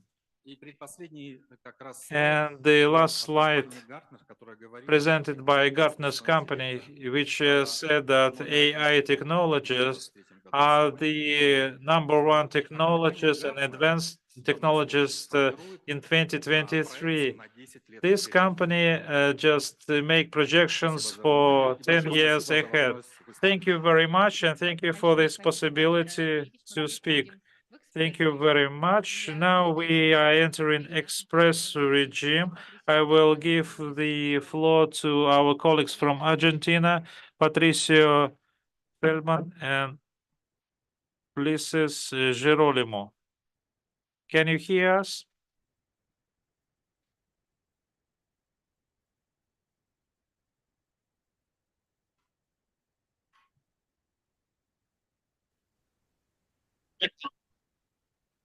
Hello, everyone. Hello to everyone. Anastasia and all the organizers of this 6th edition of the International Conference, Tangible and Intangible Impact of Communications and Information in the Digital Age. I'm Patricio Feldman, and together with Ulises Girolimo, we are going to expose this presentation, which is called the 4.0 Informational Society, Exploring the Platform's Effect in 21st Century Urban Environment. This presentation proposes three main objectives. Firstly, analyze the platformization processes of urban space, considering a specific expression of the 4.0 informational society, contribute to understanding digital platforms as socio-technical systems that enable the intermediation of different users, governed by an algorithmic logic and based on the extraction of large amount of data, they are transforming our urban life. And finally, it's important to point out that the platformization of society must be approached as an urban issue. They base their operation on the urban density and operation economy and human resources, and they benefit from the digital skin of city, particularly the urban infrastructures. Well, before start to analyze this, it's important to clarify our theoretical framework about digital platforms.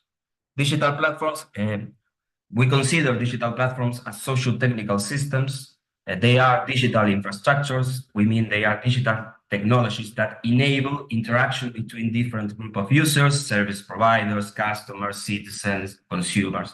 But they are also technocultural and socio-economical constructs that mediate between agents. They are commanded by an algorithmic logic and that shape their performance. Another level or dimension of this socio-technical system is related to the governance ecosystems. Digital platforms penetrate, usufructing and transforming infrastructure, institutions, regulations, and urban markets. We have different types of platforms, like the infrastructure platforms and other sectoral platforms. They have different types of powers, capacity of action and influence. And finally, it's important to point out the business model. Most of them based on data extraction, network effects, but we have an heterogeneous business model, publicity, subscription, the freemium model, etc. One of the key points of this presentation has to do with considering platformization as an urban issue, at least for three reasons. First, cities are lucrative spaces for digital platforms. They benefit from population density, urban market, spatial proximity, and the availability of skilled and unskilled workers. In second place, digital platform depends on digital skin of cities, digital infrastructure, information sources like cameras and sensors, and the smartphones or other digital devices that people use every day. And finally, digital platforms leverage urban infrastructure and equipment, but they don't pay for it. For example, micromobility platforms take advantage of bikeway corridors. Usually, local governments used to build these type of infrastructures. One of the reasons why we consider platformization as an urban issue has to do with the platformization of urban fields. They have effects on urban space, for example, the urbanizing of logistical space that have been studied very well by some authors like Aaron Shapiro and related to dark stores or ghost kitchens in some cities of the United States during the pandemic, but they still transforming the urban space. But also digital platforms generate externalities that affect a lot of urban markets, transport, housing, labor, commerce. Gentrification, touristification, labor disputes are some of the new urban conflicts associated with the platform economy. Also, there are some changes in the urban landscape and a general platformization of social urban lives. This increase of telematics urban dimensions. And finally, the digital platforms shape citizens' perception of the urban experience. So now I let the word to Ulises Chirolimo to continue with the presentation. Thank you very much. Okay, thank you. Well, next, please. Yes, as Patricio has said, digital platforms shape citizens' perception of the urban experience. Based on a recent survey that our team recently carried out in 2 Argentinian cities, we found that people consider that platforms have a moderate but considerable impact on some basic activities in their urban life, such as going shopping, for example, and a higher impact on the way that they move. For example, while people consider that e-commerce or food delivery have a middle-range impact on the use of public transport, platforms like Uber, Cabify, and public bike rental platforms have a higher impact to move around the cities. Next, please. Then we found that people assign high importance to platforms in facilitating their visits to new cities. For instance, they are frequently used for rent rooms or temporary apartments for tourism. However, when we inquire about the changes that people perceive in their cities due to the use of these platforms, there is no clear consensus. Neither tourism nor the growth of e-commerce in the last few years are seen as drivers of major urban changes. So it will be important to continue researching and investigating how these perceptions of digital platforms' urban effects evolve in the future and which is the situation in other cities around the world. Okay. Next, please.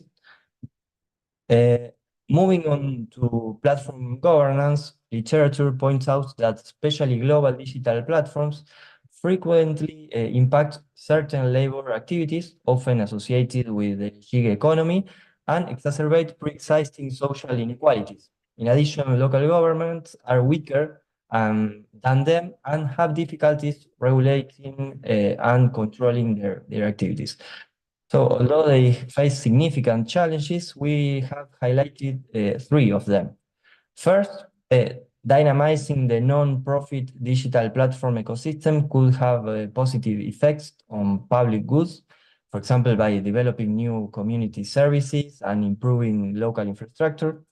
Secondly, contributing to the creation of digital platforms that transform urban markets as a kind of mission-oriented policy could benefit local communities. This requires local governments to make efforts to develop their technological capabilities and train their human resources to manage these systems. And finally, coordinating actions with other local stakeholders, for instance, public, private, or non-profitable ones, is needed to strengthen the platform ecosystem, foster cooperation, and share strategies. Well, Finally, as a preliminary conclusion, we would like to point out that, as everybody here knows, digital platforms are advancing across different fields of our lives. This trend is expected to continue expanding and accelerating with the development of 4.0 technologies such as artificial intelligence, Internet of Things, cloud computing, 5G. However, when these systems are implemented, they encounter pre-existing social, political, cultural, and economic dynamics, problems, or situations, which are not eliminated, they are transformed. So we would like to finish our presentation by mentioning two main goals, both for academy and for policymakers. For the academy, we consider that it's important to improve capabilities of data collection and processing to obtain more comprehensive and high-quality information on platform activities. In this way, we must develop new research methodologies and build quantitative and qualitative standardized indicators to analyze the platformization impacts on different urban activities, as we have said, and of course on different cities. And for policymakers, it's needed to explore innovative and efficient ways to regulate digital platform activities, combining innovation with consumer protection and privacy. Then it's relevant to improve public platforms to ensure transparency and citizen engagement in decision-making processes.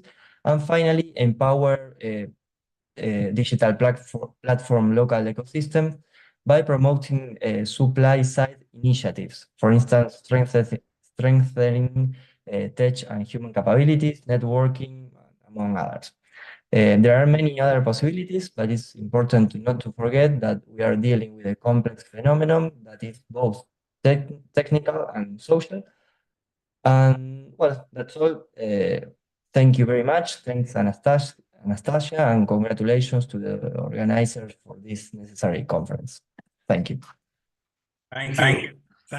Thank you very much, Patricio and Ulysses. Although this is preliminary work, you've given us a lot of food for thought. So we jump now from Argentina and we hop over to Canada to pick up on this platformization and to look about now at how we should be proactive in addressing the digital future. The speaker is Professor Kim Hendy, and she joins us by video.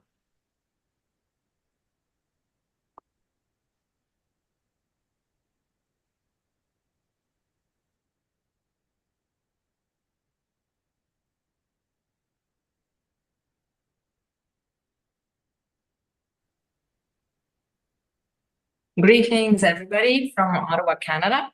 I'm Dr. Kim Hendy, as you know, and I look into issues of mindfulness, creativity, innovation, and management of change. And I'm delighted to be, again, sharing with you some insights on this UNESCO conference on tangible and intangible impacts of technology. I believe that this is a fantastic time in our lives to be able to both embrace the power of technology, but we have to also take a note of these intangible impacts we're going to talk about today. So let me just share my screen with you. Most probably we'll be sharing this.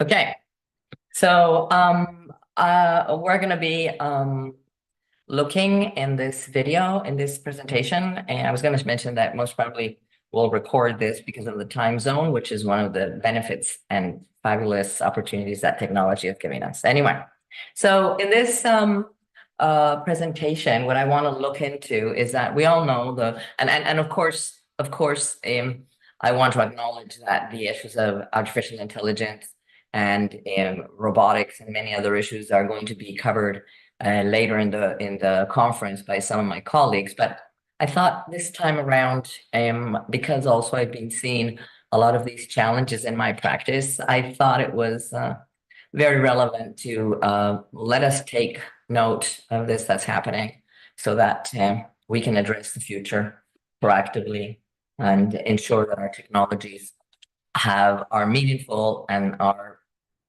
providing an enhanced opportunity for human development. All right, so we know that the rapid rise of technology in our lives, especially post-COVID,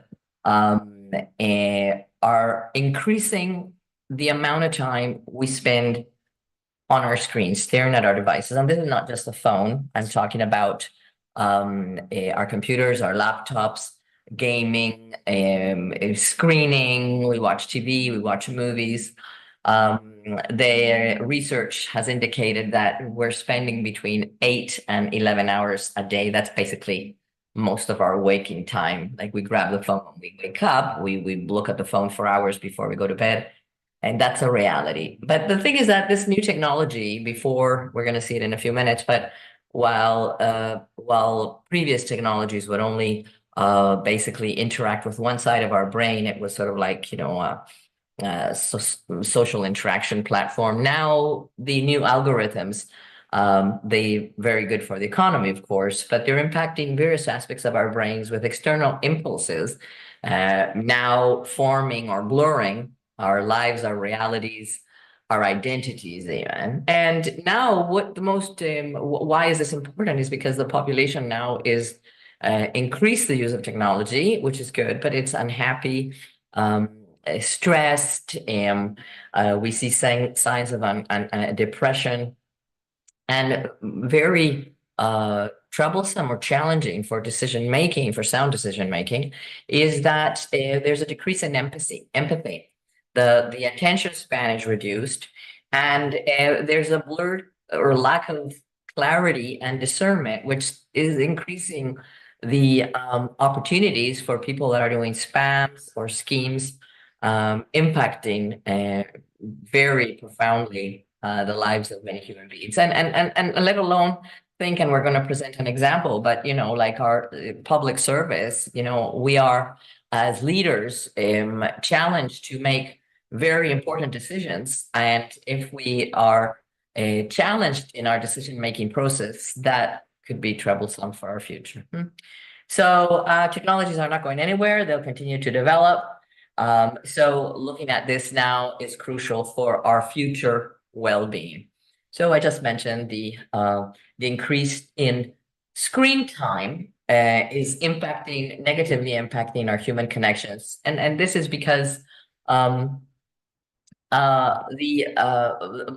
as I mentioned in previously, you see the left side of the brain is the brain that mainly is impacted by linear thought, computing, sequencing, and it's the part of the brain that is activated when we're looking at screens. And the right side of our brain is the side of the brain that promotes creativity, key to innovation, holistic thinking, empathy, human connections, feelings, imagination. So it's super vital that both sides of the brain are balanced, because that will ensure that we have a greater disposition to change. We accept new ideas, we're open to new experiences, and it promotes an overall well-being. We feel fulfilled and happy, which is not happening today. What's happening today is that, as I mentioned, like if we look at Facebook many years ago, it was sort of like keeping us in contact with it was almost like a glorified Rolodex or interaction or connection with people, with our family, with our peers and whatever. But now the new technologies are allowing for this.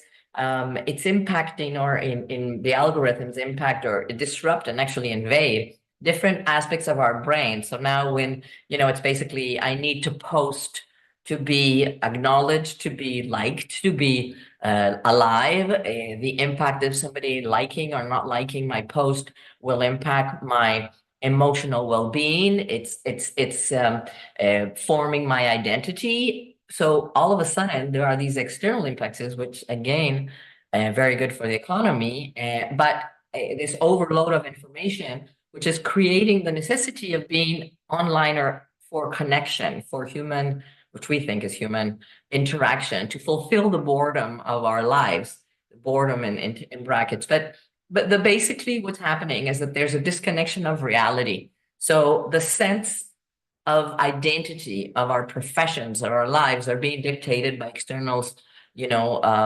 interactions.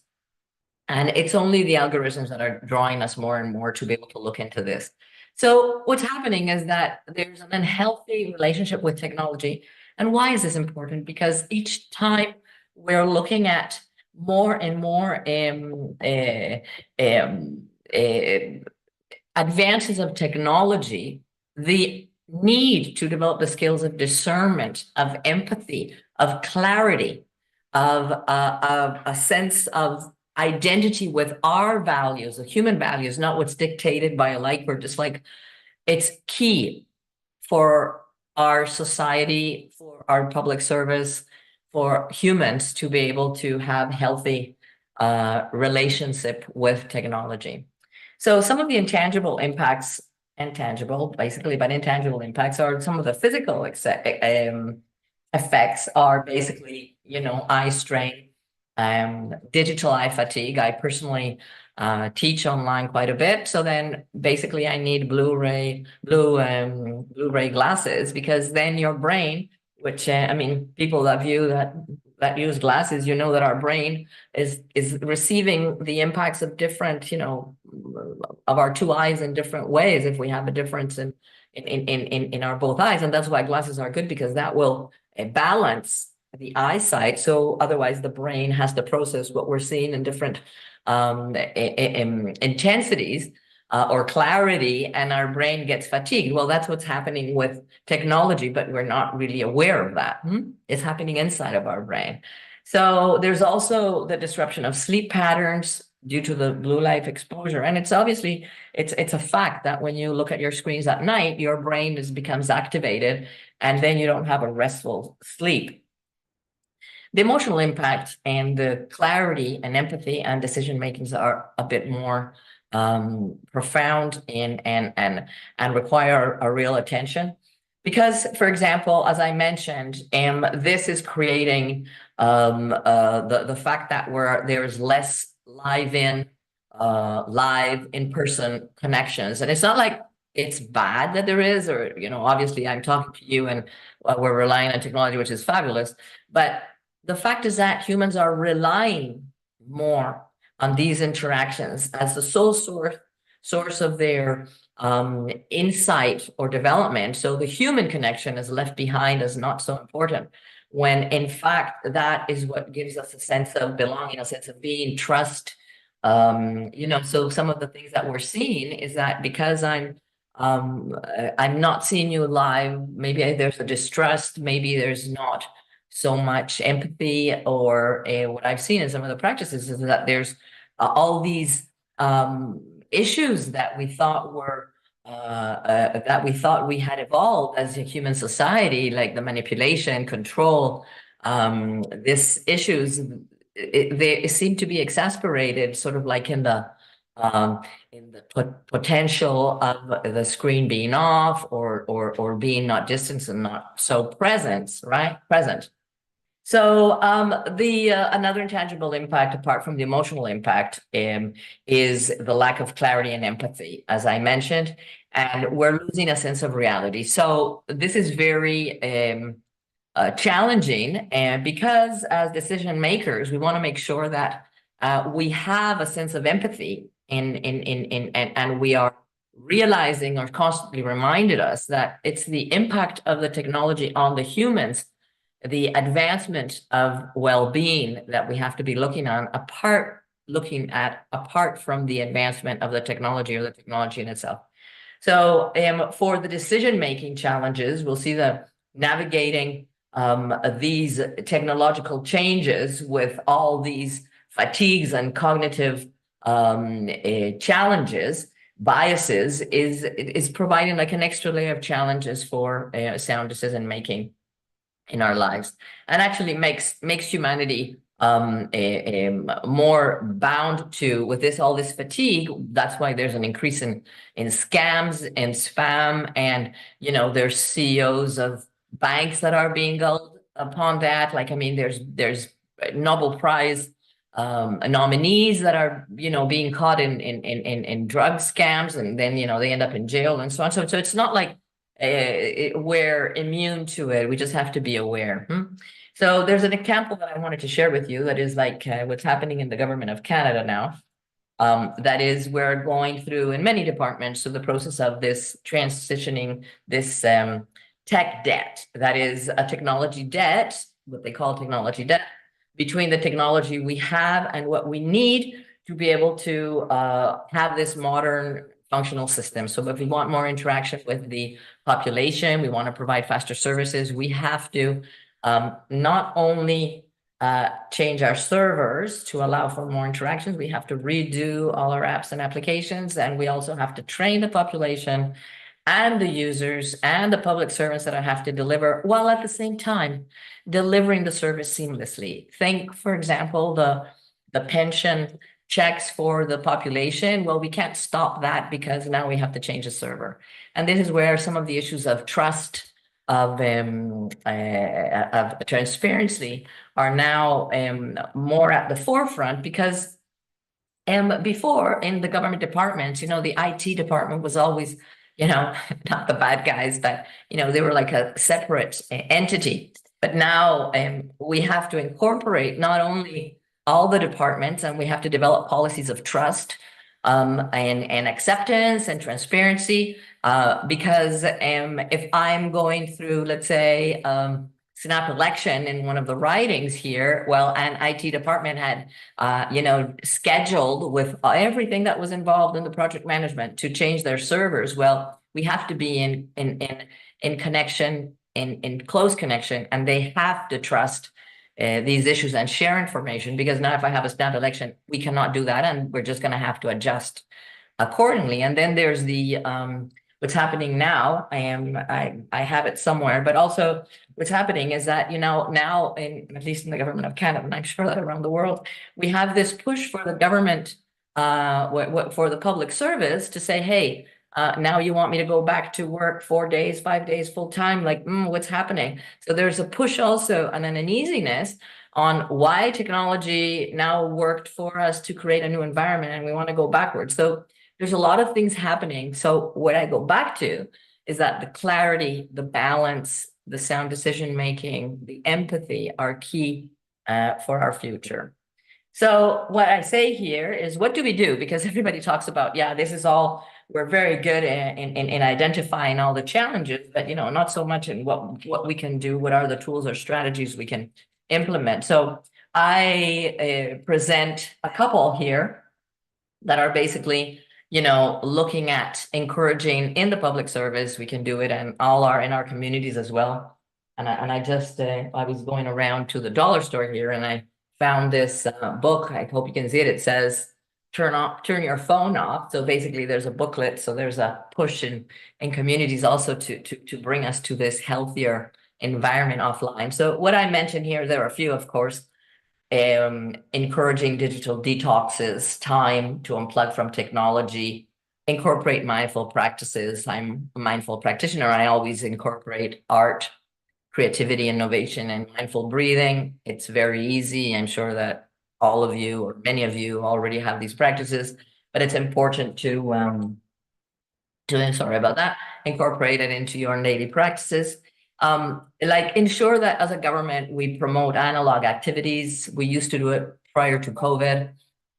We now have this challenge as a public service of budgets, and is this something we can justify? But we have to easily incorporate, there's an opportunity to incorporate analog activities and physical activity into our daily practices and our public servant. So we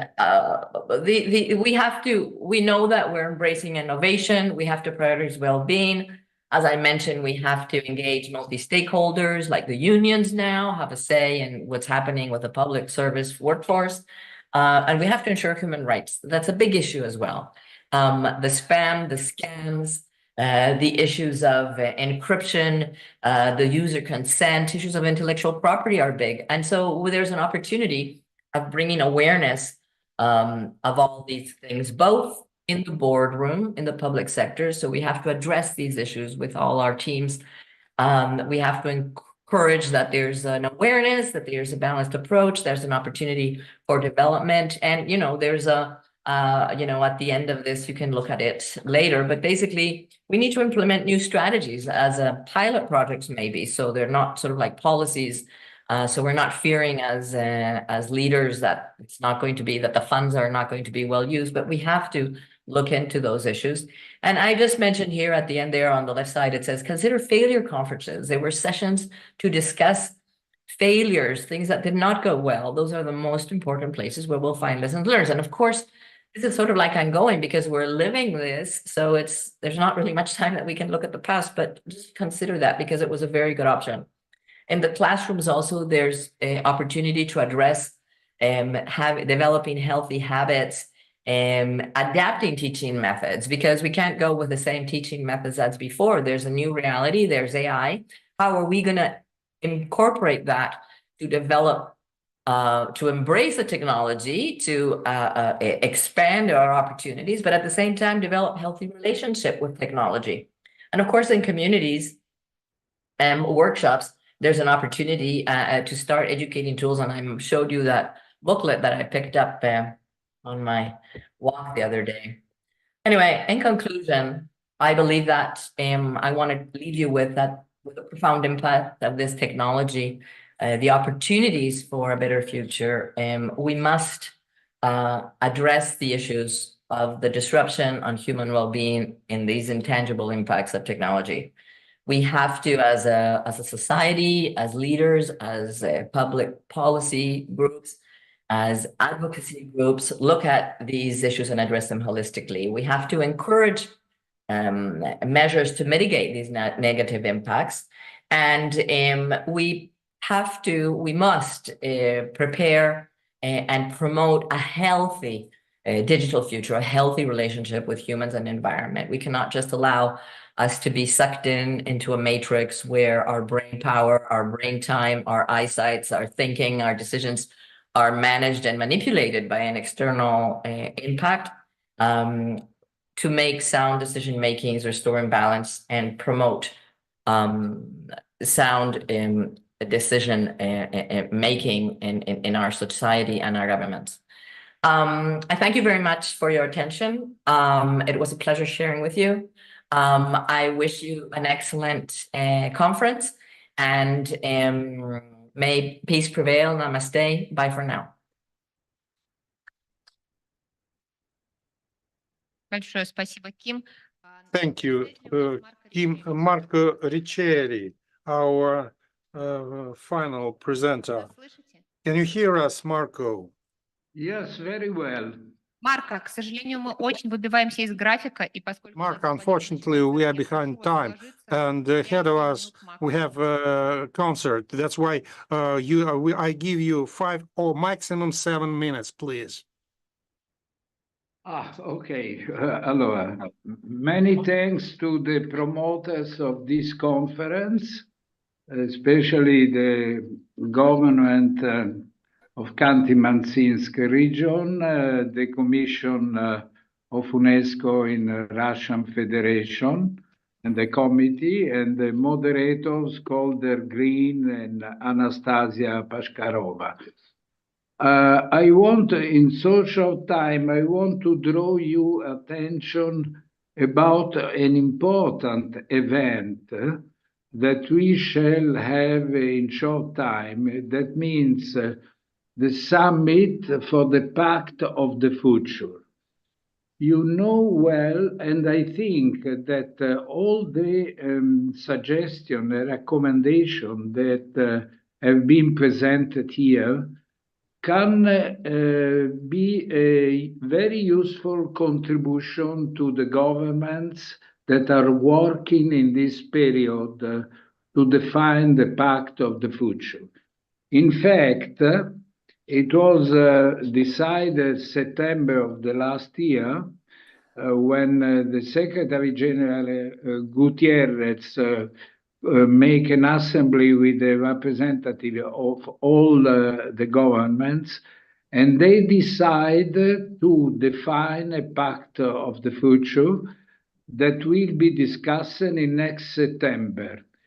And now there is a period in which they are preparing a lot of basic documents to share a common vision for the future, to face the terrible risk that we have in this period. What I see is that they use a very interesting expressions. For instance, we are in a catastrophic existential risk. We acute global peril. And to face such a risk, we have to increase the international cooperation among the states. So we have in this moment this special situation. There is a common platform represented by Agenda for Sustainable Development. And now we have the platform for the Pact of the Future, in which you have a confrontation of all the vision, the proposal, the culture, and so on. And what is interesting to underline is that this commitment is promoted by and managed by the government, not by the United Nations. The United Nations give the support, but are the government that are sitting in tables and preparing clear basic document. This is very important because we have to work and to give support to all the platform in which you have an international cooperations. I want to underline 2 or 3 points very shortly, as you asked. The first, let's clarify some word for our use. Otherwise, we make confusion. The first is to clarify the difference between change and transformation. Change means we are in a road, in a way, we find obstacle, we adjust. Transformation means that we are at a crossroad and we have to decide what new way to take. So in the current international situation, we are at a crossroad for a new, completely new way that respect to the traditional we have till now. Second, talking about digital revolution, one of the mega trend, surely we are only at the beginning of the cycle, evolutionary cycle. And this is very, very important. What are the principles and the orientation we establish in the beginning of this process? And to this aim, it's better to very important to clarify 2 concepts. First is the identity of human being. The last speaker talked. Sorry?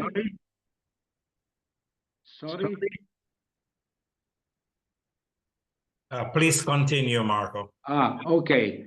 Allora, the identity of human being is, we must have clear that we are single individual, but projected outside. So the connection with the other individual is a basic element of our individuality. And I still have in mind a constitutional principle of UNESCO who say that for the purpose, the communication has to be development for the purpose of mutual understanding and the truer and more perfect knowledge of each other life.